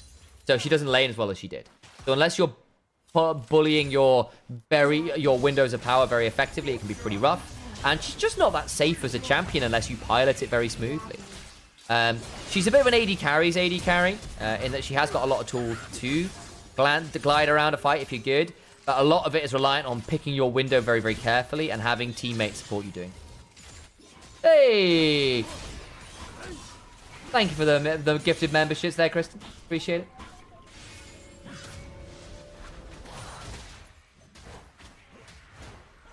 But yeah, a lot of it's around her base value nerfs. I think also a lot of people aren't very good at deciding what to build on her.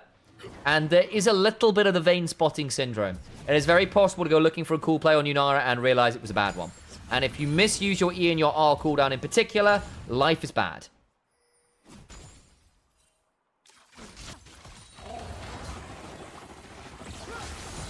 But yeah, you can sort of see Corky's now gone forward, got slowed by the Arc of Ruin, or Arc of Judgment, sorry.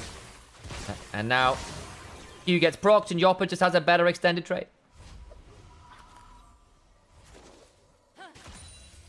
You're sort of somewhere between something like a Zeri and something like an Ashe. Specifically, Ashe's Q trading. You don't have Ashe's utility. You have got Ashe's ability to play for the slows on things like your Arc of Judgment and your Q stack, and then pick those as your windows to fight. And then obviously Zeri, your range, your moments to jump forwards and look for the burst with your W. Quite similar there. Again, she's her own champion, but if you wanted a kind of hybrid association, it's something like that. But you're not as safe as Zeri, and you don't have the same target access as Zeri with your ability to jump over walls and use your extended W range and your big burst of an R in AoE. And you don't have the utility of an Ashe. Thanks for talking to good casting. Think it's worth it. Oh, appreciate it. Much appreciate it. Really, really, really. It's a little bit more complicated than that as well, you know. Part of it is comfort. A lot of AD carries just enjoy playing Yunara, put a lot of time into getting good on it. And again, things like versatility and champion build, things like combos with people. Matter, she's actually quite good in lane, which also is a pretty valuable thing. And sometimes it's just like AD carries not wanting to do something out there. They've learnt Yunara, they'll damn well play Yunara. Though I do think that I thought she would be worse coming into this tournament than she has been. Yoppa in particular has put on some very good performances where I wasn't expecting him to on it. Relative to the draft rather than his individual play, to clarify. No, I think Yoppa's a really cool player and I've loved him for years. Him and Clock back in the day.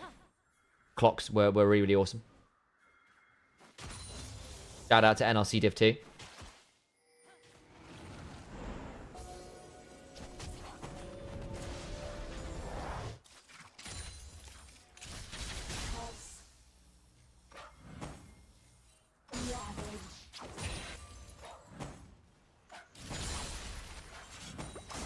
Relatively, after that level 1 start, relatively even game in a way I wasn't expecting. Boda should be able to pick up a majority of this wave. We'll stay even enough with the Aatrox. I think that lane swap's actually saved Genax from a lot of early pain. It also allowed him to get towards the Cull. I think that's worked out okay for the Aatrox, who's managed to then stay even just slightly ahead of the Aurora because of that lane swap. Really good. And Yunara also got to bully the Aurora out early, so she didn't get to push her advantage. And Yunara got donated to kill after Ekka's slightly greedy invade.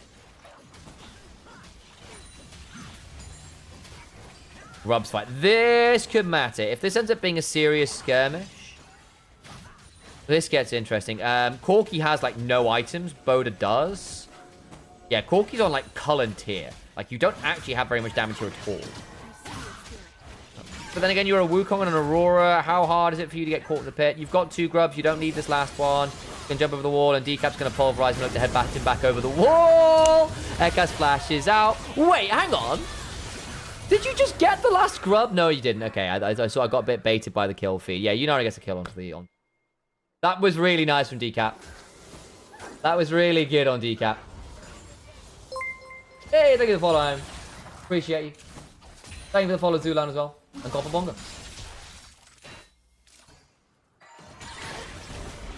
Yoppa looking at Boda, who'll go between worlds, gets over Decap. Actually, he's going to look for the kill there. Force Decap to exit via a minion taxi with a headbutt. You bang! Hate this minion in particular. Boda, don't face check this. Yeah, get the 2-fold hex. Nicely done. Vitality to come in through a qualifies to his 4th seed. You've got to remember, there is an EMEA Masters stat, which says something along the... Hang on, Boda. Boda. Ooh, Yoppa. Nicely done. Good punish. You see what I mean about... if you've got your Q stack, you have these windows of extended power that most champions, if they've burned their cooldowns, can't contend with. A little bit too greedy from Boda, and he's well punished there by the Yunara. Wild arrows done. Oh, wild arrows on Yunara. That's unusual. Normally it's Kraken Slayer or the Blade of the Ruin King. Oh, it's fine. I take that back. We have seen some wild arrows Yunara, especially if you're going to be okay scaling. It's going to be wild arrows Hurricane. Very Zeri build. The very Zeri build. There was a little bit of Hexplate Yunara as well that was going around when Hexplate got buffed. But yes, on the Vitality coming through play-ins point, I don't know what this stat still holds true, but for a very long time, there was always at least one team in semi-finals that minimum that came through play-in. And I think we saw a little bit of that at Worlds, well. There was always a play-ins team that did surprisingly well. Boda's going to have a horrible time. Yeah, he's dead. Crescent Guard. Giyu has burned his ult. I don't think he's buying that much time. Decap just tanks up the turret for a while. Giyu is going to be left alive. They're going to let the turret de-power. Clear out this wave. Do they want to redive? No, they don't. Nice pick. Hey, Zerif. Good to see you. And a hydrated imposter check. Yes, boss. I actually need to get some more water, so... We've got time. End of the Vitality round. Basically... going through play-ins often allows you to hone yourself on the current meta. And if you're a decent team, it can be what you need to lock in for main stage proper. Looking like Vitality beat right now, who look pretty solid. Moving on. I'm going to get myself a glass of water. And I will return, because I didn't get one earlier, because that was a bit silly.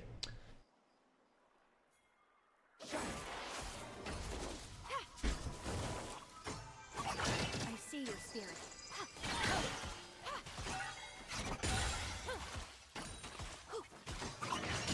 Take it in.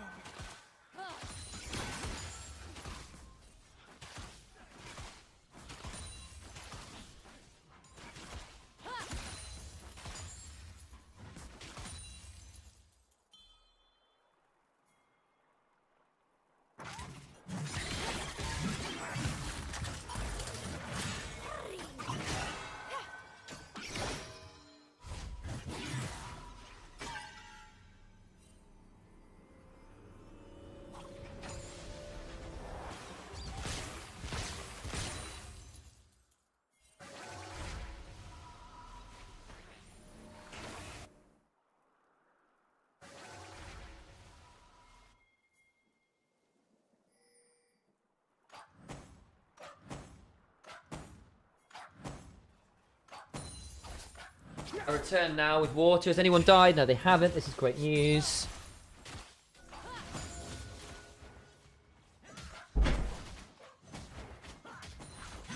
Ugh. I played 11, but 11 only win 7. That's about right. It's an over 50% win rate. You take those. That's League of Legends for you. Team game. The question is, in those losses, were there things you could have done better? Turret plating will soon fall. Or was it that actually you just got a bit unlucky with teammates in game state and that was about as good as you could have done? There's always something you can do better. But that's a really important mindset to get, because you are going to lose. If your only satisfaction in League of Legends is winning, it's going to be an emotionally interesting ride for you. But here's the posture check. Here's my water.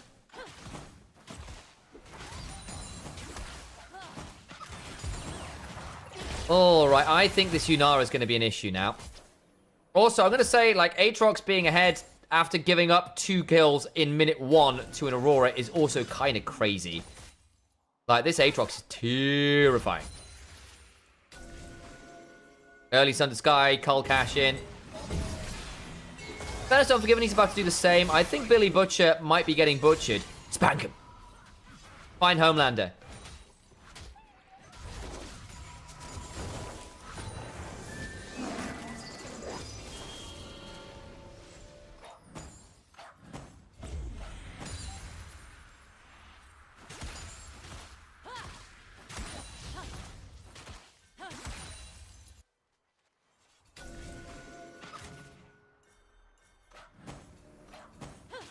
Alrighty then.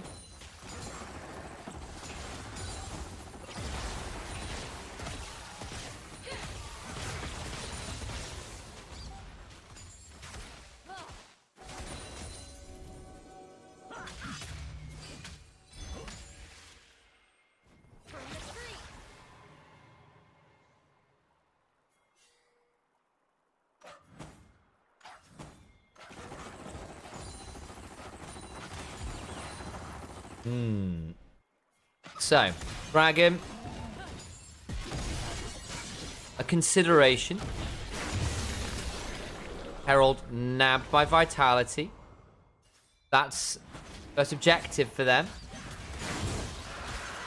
Okay, they'll get a hold of the Dragon on the table GK. We've actually now got the first 3 objectives. 2 Dragons and the Grubs as well. Not that big a goal to be for Vitality B. It's just a little bit frustrating for them after the early start to the game that it ended up coming to this point. EU is on a ward right now. Yeah, now it's just a play for first turret, really. As noted for feats of strength, first 3 kills went to Vitality B. First 3 objectives over to GK.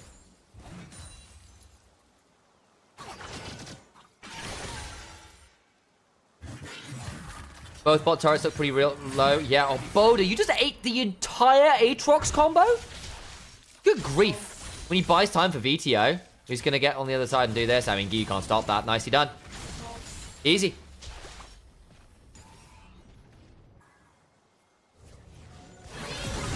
He'll jump onto Janax, who will Umbral Dash Flash away. Does get jumped on, but buffers through well with the Darkened Blade. So much healing. The exhaust actually was really valuable there because it prevented too much healing. It costs you 3 ults. Yeah, 3 ults to make that happen. Don't know whether it gets you the turret, actually, either. And you burn so much to do that, it's going to be a Herald mid. So it'll end up being 2 turrets for a kill.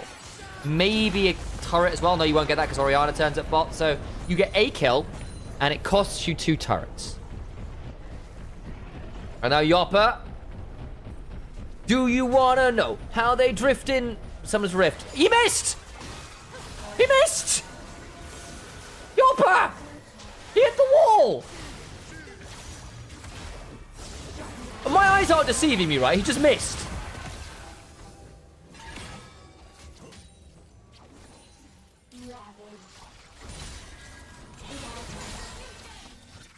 Where is he? Where is he? Where's he gone? Yopper? Where are you, Yopper? Where is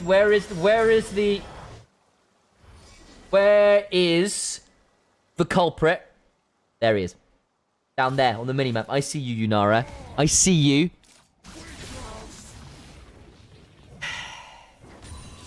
That was some... everything right.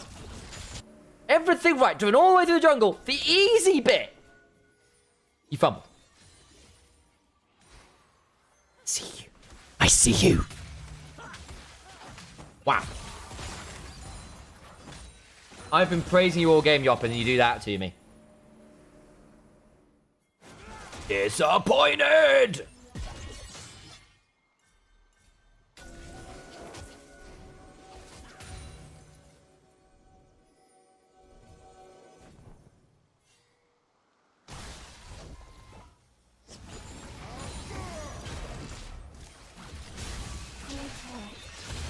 Nice turret down. Finally got it after the debacle. They're going to get punished for it. Ooh, flash, flash. Nice attempt. Vito doesn't get charmed as a result. Voda now kind of caught out a little bit. Just traded onto themselves. Flash. Did decap after flash there as well, or was that a hex? I think it might have been. A little bit of damage back. Shockwave doesn't really do all that much. Decent knockback with the Crescent Guard. Knock up onto Ekas with the flash away. Needed that, actually. Would have been trapped on the turret there. He doesn't have a driver's license. Let him be. Good to see you, Blank. How you doing? My region. Hell yeah. Hell yeah. Tier 2 traded it for all of that debacle bot side. That's pretty good going. Giyu will now get this turret, but it took a long time to make happen. The minute till Dragon, I think Vitality B have managed to really grab a lot more value over the last 5 minutes. It's a lot of turrets, it's a lot of gold on some really key members. This Aatrox being 1,300 gold ahead is pretty scary. Does the Aatrox get enough gold on this reset to get what I think will be a Shojin? If Aatrox comes into this dragon fight with a Shojin, I would be very scared. You've got Phantom Dancer for Yunara, you've got Seras for Orianna, Black Cleaver for Lurox. Been pretty good. That's a decent knock-up onto Decap, who doesn't have ult quite yet. So we'll go down. That actually changes things. Okay. Do they want to Atakan off this? Do they want to Dragon off this? Because they can get Soul Point here and feel pretty happy, especially with Decap being dead. Hex Gates means he'll be there faster, so probably will be there for a fight afterwards, but it means he's not going to be there for setup, which is still important because your support is all of your wards, and it's an Alistair, it's your front line as well. IG or T1? My head says T1. My heart, as an LPL fan, says IG. And I also say that someone who really enjoys watching T1. It's been a long-term AT enjoyer, so you know. Realistically, it's T1. They're probably the more consistently better team. However, I'm hoping for a good series, and I think it would be good for LPL, and possibly Worlds, even in some ways, for IG to get the win. Bit of a change of pace. But hey, the option of a 3P at a deep run from T1 certainly isn't anything to be sad about. I'm relatively happy either way. Good knocker. In goes Billy Butcher. The knock away by the Crescent Guard completely denies it. Very good, Lurox. Hero's entrance out will unfortunately be cancelled. The villains win this round. And Yopper will cultivate their spirit and show that sometimes Wuxia protagonists are kind of dickheads. Great shockwave. Yes, it was. Was it the Shockwave that denied the entrance? I thought it was the Crescent Guard. Though I grant you, perhaps I was not paying enough attention. GG. Kind of, I think. It's a 5,000 gold lead, and you denied the soul point, and the scaling ain't that much better for GK. I think it is now on Vitality B to throw at Atakan, or is GK winning? Probably. Did you read my history? Just asking. No, I didn't quite yet. One, 4 with Aatrox, 1 with Cannon. Cannon all wins, and 2 with Ambassador all wins. It's not bad. Honestly, I think you're doing kind of fine there. Doing kind of fine. My suggestion is, you've kind of got your champion pool there, and that's fine. Pick 1 or 2 you want to really, really put time into, and have the others as kind of your if needs must. Especially as you're learning the game. Which one are you having the most fun with? Which couple are you having the most fun with? The Crescent Guard stopped the Galio up, the Shockwave hit the 3 in the middle of the fight. Ah, gotcha. Copy that. Thank you, Damek. This is why we have replays, guys. Ooh, between worlds we go. Yopper just about survives. Butcher gets into the backside. Good quickness. Ooh, Yopper's dead. That's nice. Butcher, Unforgiven, and Ekkas need to run, though, because Jadax's about to blast them all. I think Unforgiven's dead. Dead Corki. So it ends up being 1-for-1 in terms of the 80 carries. Boda's also dead to Lurox. And that ends up being a 1 fight for Vitality B nonetheless. Ekkas also not in a great space health-wise, so they can potentially look at Natakan here. No AD carry, and it is on vision. Can they jump on Orianna here? No, they can't. All right, well, it's looking like an Natakan for free. Yeah, I think the Shy will gap Doran. Could happen. Could happen. Doran actually had a fairly okay MSI and a fairly okay EWC. So, you know, I don't think it's as simple as that. But yes, I think if the Shy has got it within him to look at Doran and laugh in his face. And Doran has been known to be a little bit of a gatekeeper top, where against the truly, truly elite top laners, he can sometimes struggle to have the impact that T1 and his team before that have needed from him.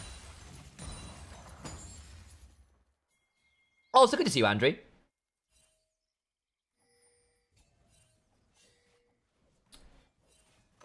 I'm reading 3 chats at once. We're doing our best. Honestly, Ona Way might be too big a canyon. True.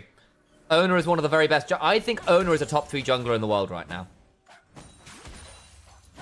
I think he's been really, really, really good. So I think my top 3 junglers in the world are something like Na'Vi, Tarzan, Ona, then Canyon Peanut, probably in some order. I think Canyon and Peanut have been a bit... Like, Canyon's been a lot more inconsistent than I've been happy with recently. But I think Ona's been a beast. I think Ona has been a beast. And I think it's time people started putting a bit more respect on his... People have done the thing where they go, oh yeah, he's been so consistent, such a good player, he's been so core to T1. And then when it comes to power ranking, yeah, but Canyon's better. And you go like, well, Canyon's actually not had the best split ever. And he didn't have the best playoffs ever. I actually think they've been a lot more reliant on Duro being a god. And Ruler being a god in playoffs. And Chovy was a bit quiet across players, but had a phenomenal regular season. But I think Ona's been an absolute beast. And the series that they lost to HLE was largely off Ona having an off day. And that says something, really, that T1 were that easily dismantled if Ona is taken care of. And I don't... This is not to say that Canyon is suddenly not a great elite level player. He is. However, that is a bit of a conversation. Kind feels good. Jax does scale a lot. Of course he does. He's a great scaling pick. He's one of the better scalers in the game. If you want to go for that scaling option, Jax will be great for you. Constantly both teams have a coin flippy top, less mechanical progression mid, stable ADCs, and crazy supports. I feel, Zeref, that you have said something sacrilegious there. Chovy is mechanically a god still. I don't think he played that well in playoffs relative to his form. I think he was actually a bit of a passenger. But I think you are speaking some sacrilege there. I meant IGT. Well, sorry. Yes. Though I think Rookie actually was on MVP caliber form for most of the regular season. I don't think he had a great playoffs. And people are going to remember that bit, but mechanically across summer and the regular season, the man was god. Like, he was my pick for MVP. So I think people are going wash because they just watched playoffs, and I don't think that's fair at all. Owners J4 Pentacle, safety 1. Exactly. Like, I think he's been a monster. Anyway, we're talking about LCK and Worlds, partly because it's been a bit quiet over here on the game front, while not all that much is happening. Atakan's gone the way of Vitality B. We've got another few minutes until Dragon. I think we may look at a Baron play, and from there it'll happen. Vitality B are likely winning this one, guys. But I do want to bring us back to this a little bit. I'm happy to go off topic a bit because we had the dead time. But I am aware people are actually here to watch the EMEA Masters.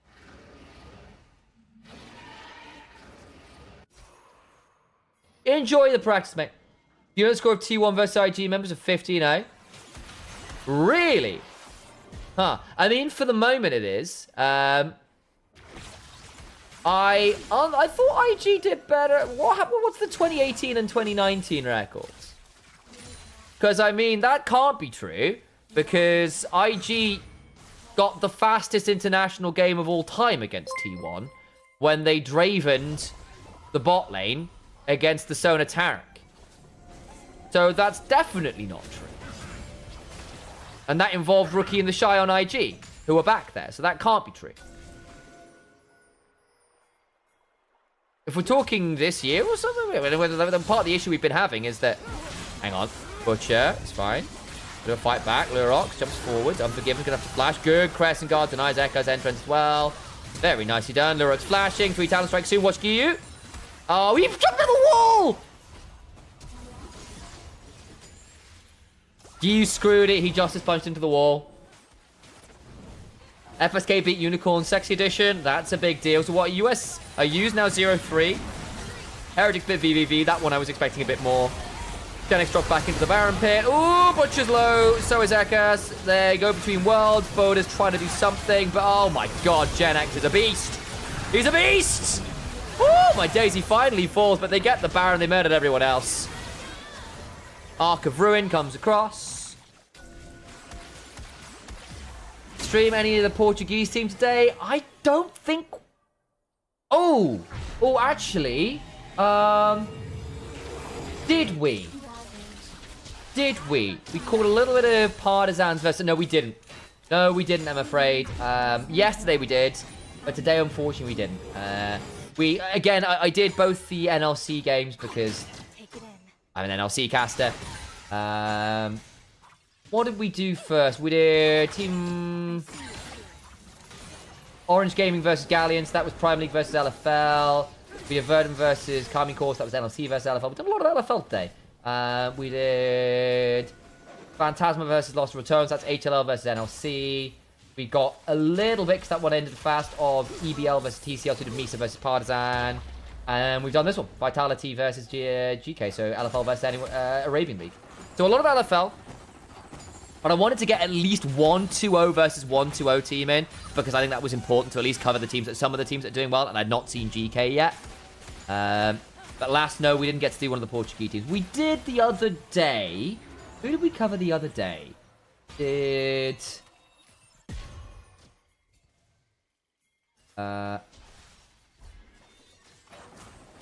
I think we did Wildcats versus BI. Hang on, wait. Oh, Yop is gone. That's not bad. That's not bad. It's not going to lead to all that much. It denies a bit of the Baron. And they'll reset, which is nice. It stops their base being broken. You take that, but it isn't going to get you Dragon, necessarily. It'll give you a chance to set up, but not much more than that. These were the best of 5 records, not including best of 3s. Okay. Yeah, well, I mean, to be fair, Rookie has never played Faker in a best of 5. It's one of the big issues. We've never seen Rookie versus Faker in a best of 5 ever. It's been 11 years since they played the first time, and they've never played against each other in a best of 5.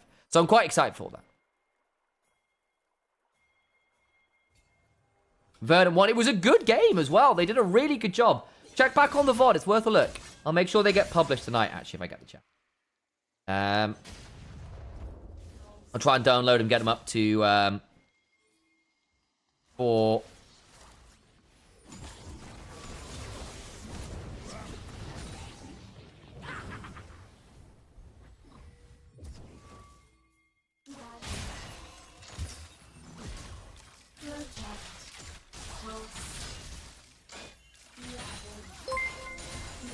Fantastic stuff. Thank you very much for the following. It's got a really cool response to an email, which is theoretically some exciting things. I had alarm set to wake up for the first set of games, but it didn't happen. That's super fair, Mr. Watts. Yeah, it's pretty early where you are. I don't blame you. You're one of my OCE contingent, aren't you? Oops. Most shocking game today was Verdant beat KCB. I think for anyone that's been following NLC beyond Lost Ratones this year, that probably isn't true for us. Because Verdant are, at this split, a very good team. They've gotten some former World players on there, former LEC players on there, some pretty hot prospects from Prime League on there. You're NA West Coast. For some reason, I had you down with Trinity and... Oh, good grief. Who was my Oz boy?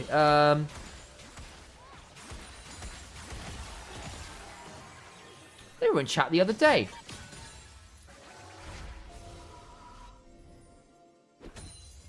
Oh no, forgotten their name. That brain fuck. TJ. Was in there as well. But for some reason, you were always in the contingent there. But there you go, West Coast NA. That would also be still very early for you, so I don't blame you. But yeah, for Verdant versus KCB, it wasn't that much of a surprise for me.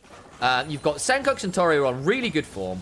SLT, again, is former LEC, which is a pretty scary core. Plus Danka, plus Devon, who are decent Prime League prospects who are looking to get some experience from being surrounded by some very veteran, very successful players.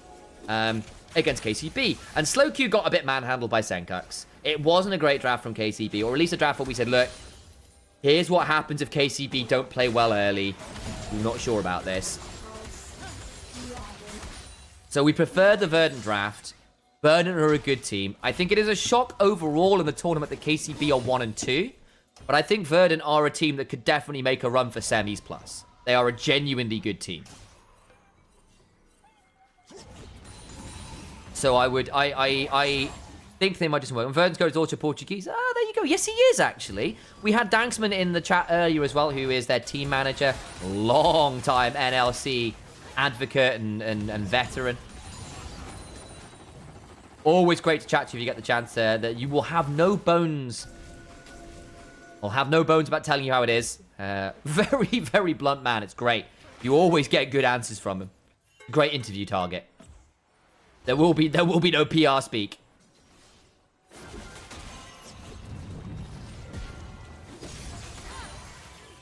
So yes, I still think KCB as LFL first team were always going to come in as one of the favorites. But I did think if it was going to be any C2 that was going to give them a run for money, Verdant would have been one of them.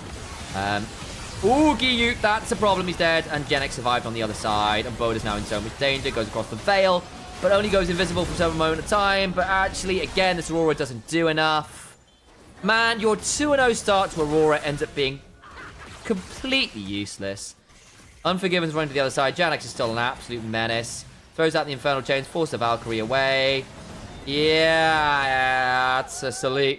DK are lost. They're done. So sad that Nord isn't here, but they didn't perform well this season. No, they didn't. No, they didn't. They are deservedly not here. They tried to run on a limited scrim schedule when they had serious issues within the team that they didn't actually put enough time in to solve. And it showed, unfortunately. And I think that was a good team that didn't pull the finger out when it mattered. Jankos was not synced with the team.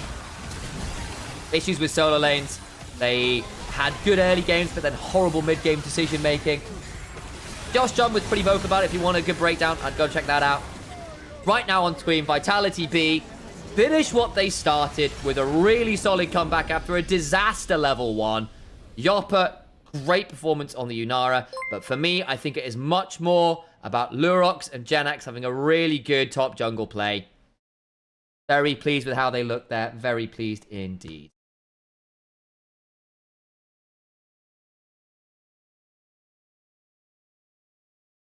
Yoppa entered a couple times there. Yeah, so he got caught out when the team was split up by the combo. Wukong plus Galio was always going to threaten Unara, and it is why I have seen Unara's fumble at tier 1 play. Done very well at ERL. But, you know, still did a lot of damage. Still did a lot of work in the team fights. But again, ooh.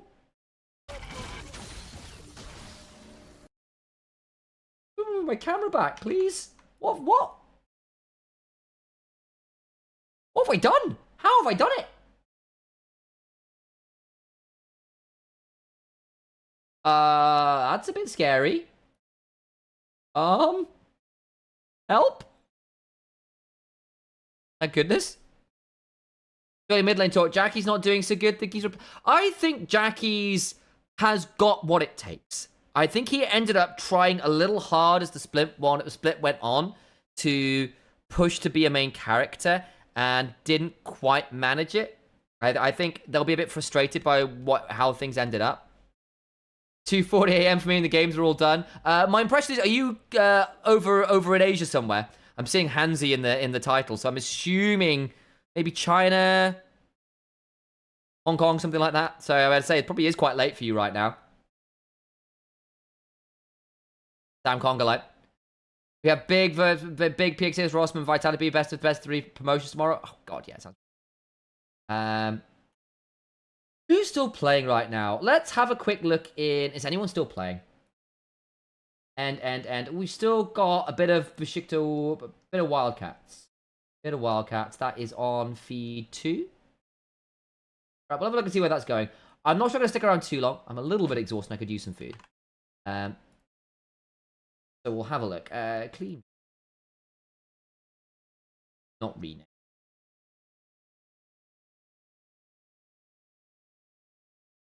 See what we get. We'll go to Infinity for a second. Oof. Oh wow, this is quite a slow game. So, minor gold lead, but dragon stacking is very good for Wildcats. But the last 2 games have gone Ulf's way. TCL 2v3. Oh, hang on. Well, at least check out this Baron fight, shall we? At least see that one. Oh, hang on. Gory. Oh, is that LCK Gory? Former LCK Gory. Kaori's TP down there. Kaori's a great player. Love watching him. Him and Farfetch have been great for years. Baron taken in trade for the Orianna. And you got a Smolder with a lot of stacks. I fear that Smolder stacking may have cost this one. Don't die to red buff. Thank you.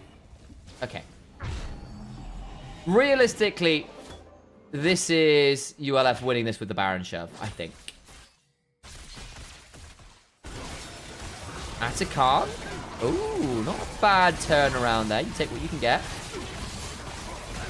You say Sarah will be back at someone? Yes, I do. I think it's going to be great fun. Hopefully, we'll be co-streaming that over on Nymera's channel. That'll also be live on Onivia's channel.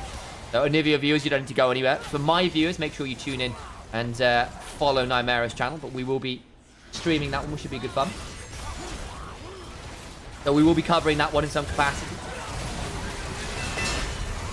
Over they go with a big old Smolder roll. Oh, baby. They got Atakan. The fight after, I think, is going to cost them Peach. Yep. Scorth is doing what they can. Pillar is whatever. Kaori is walking back into the woods. Whoa, Scorth, no. Oh, burn. Not quite there. That shield was so important. Ooh. Ooh. Gory's looking. Doesn't have flash. Can look for a shockwave. Force the TP there. I don't know about that TP.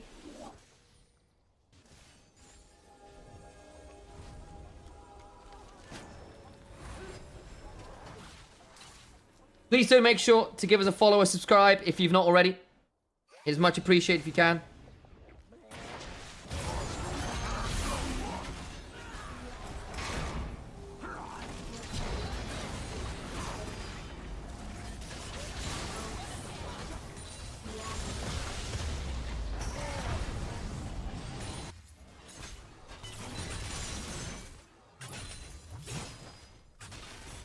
Gory was in CFO. That's the one. Man, I wanted better for him. And of course, CFO have ended up in a very good position now, right? Is CFO Honkyu's team? Because obviously Honkyu has been unreal. He's my rookie of the year, period, all across the world. And Honkyu's a monster, guys. If you've not watched Honkyu, oh, this guy is good. This guy's so good. Very excited to watch more Honkyu. Obscene rookie debut. Who was Gory on before that in LCK?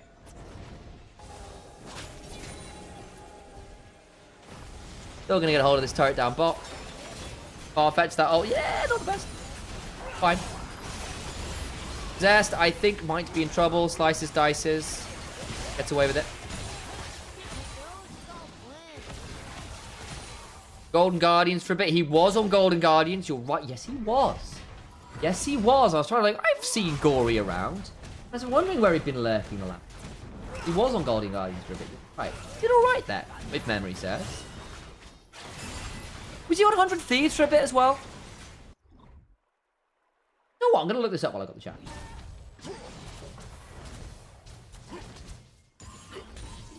That's not the one. No, that's not either. Not doing very well at clicking on the right things. Gory, tell me your secret.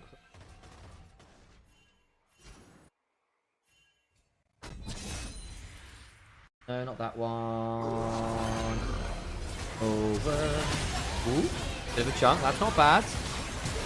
Score. Oh, it's a bit deep. Surviving. Surviving. Dead. Okay, never mind.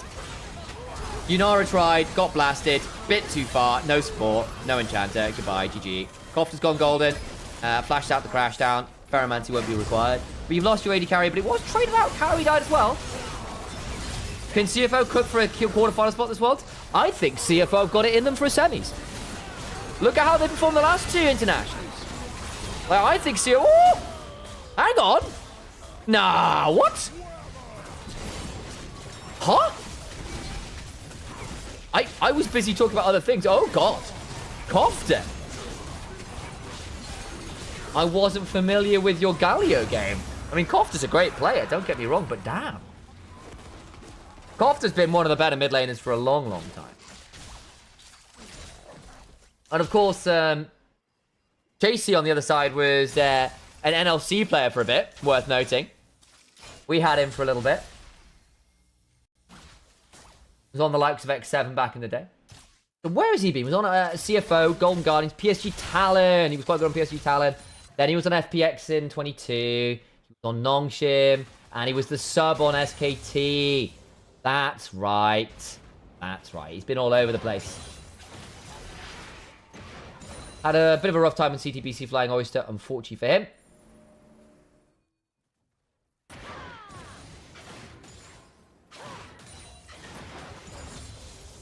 And it is indeed Honkyu on Flying Oysters now, who's a beast. A beast, and that's Sol.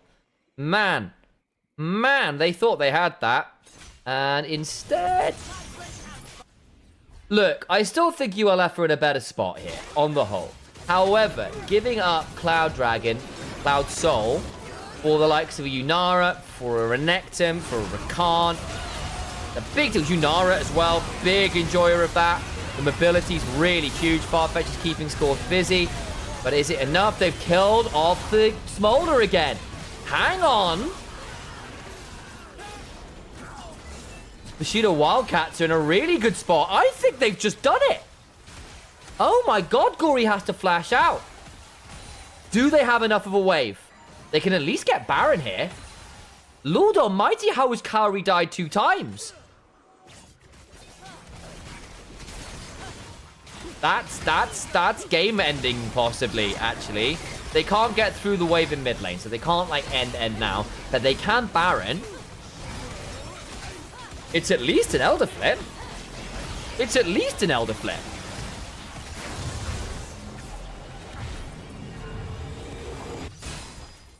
I wasn't expecting that. I was thinking, oh, hang on. Let's change team names. We're on...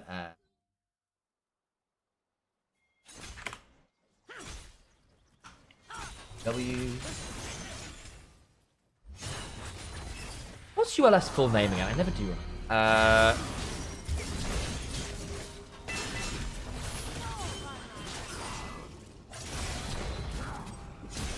Oh. Just ULF esports. What does ULF stand for?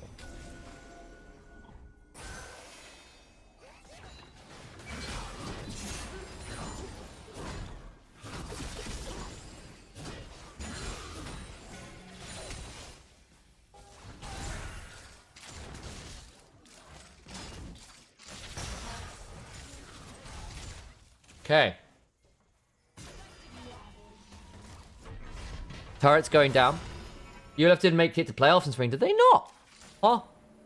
Didn't like Farfetch'd positioning there. No, I didn't either. Have to say.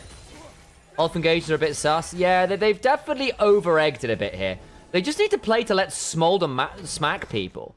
And they've just not. And they've been allowing Kofta some of the most insane Galio angles I've seen in the world. I genuinely think they might have thrown this one significantly. Like, I think Cloud Soul is... The more I'm thinking about this, the more I think Cloud Soul is a real problem. Like, everyone on this team uses Cloud Soul well. Even the Galio.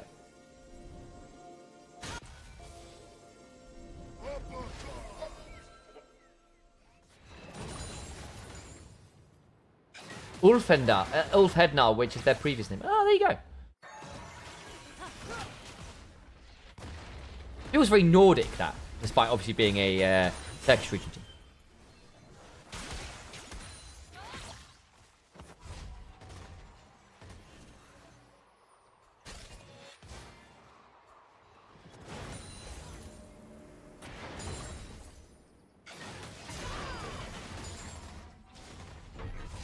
Smolder can really make the team fight difference. Yeah, I mean, again, you can still play this because Smolder's 4 items. You've got 4 items and on best. Like, it's a playable game state. But I think the scales have tipped far enough away in terms of map control and in terms of, like, Atacam plus Cloud Soul to make Smolder's life very challenging. And Smolder's been getting murdered multiple fights in a row now. And Smolder isn't quite as Smolder as Release Smolder was, right? He's still scary late. He's still very much a win condition. But it's not as inevitable as it once was.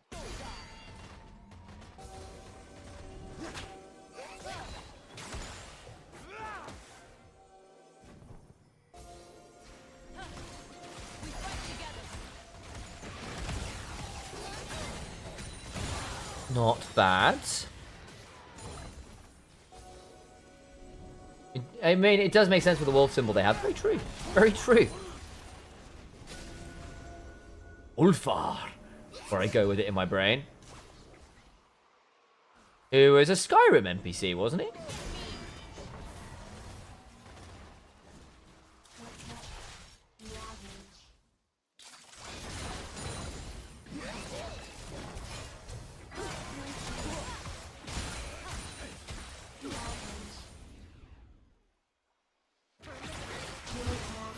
Good chunk onto Monka. Gets rid of the Celestial Opposition. Each is an unknown quantity for now. Throw ward. Elder Dragon starts. ULF in river first. Got good teleport wards potentially for Zest. Smolder, potential danger. Peach steps on forwards. Flash for that. Didn't quite get it. Did have the 3 Talon Strike. Needs to get it onto someone valuable. Looking for the autos. Uses it on the bloody ward. Not sure about that. Monkaress on the side. Elder now down to about half HP. Peach kind of trapped off on the other side. Can potentially find an angle in here. Looking to get across the back. Elder at half. Monka S on a flank angle. Chasey healing up and shielding with that repudiation.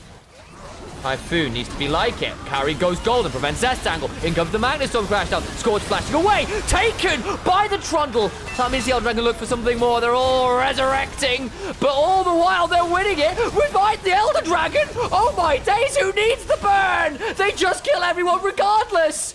Elder, but at what cost? Go to the retirement home. That's where you'll find all the Elders. It's grey screens and mushy food. And ULF in the late stages lose to BW, the Wildcats. Their claws are too sharp. Well, that is some roller coaster drama. It is a soap opera ending, guys. Elder taken, but you lose the fight anyway. In a TCL 2v3 grudge regional match. It's the Wildcats that just about end up on top in 42 minutes. Our observer has some fun. Holy moly.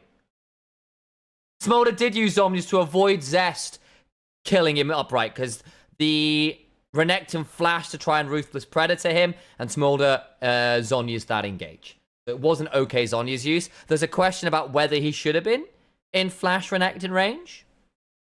However, the use of the Zonyas did make sense in the context. Alright, guys. Oh, my days. Look at the damage difference. It just doesn't matter. You've done over 1,000 DPM on Orianna and Smolder and still lose. And nearly the same on the Ambessa. What a throw. Good grief. Anyway, guys, it's been a pleasure. Thank you for coming and following. I think I'm going to call it there. I've got a bit more to do this evening. Until not tomorrow, day after. I'm not going to be around tomorrow because I am doing some Riftbound casting. I'm casting the new Riot TCG. So anyone interested in seeing some gameplay of that one competitively, come follow Riftlab. I'll make sure to post the links in my Discord channel. It'll be on my socials as well, so please do come join the Discord. I'll make a link before I turn the stream off. And do follow me at Initialise Cast, as you can see up there. I have, in fact, got quite a cool little thing. You can follow me on all the socials. It'd be great. And for those who have not as yet, please do follow on the Twitch. If you've got a Prime sub or just a regular sub, do consider subscribing. It means a huge deal to small creators like myself to keep all of this stuff going. Until then, though, folks, have a wonderful rest of your days. And until, not tomorrow, but the day after, goodbye.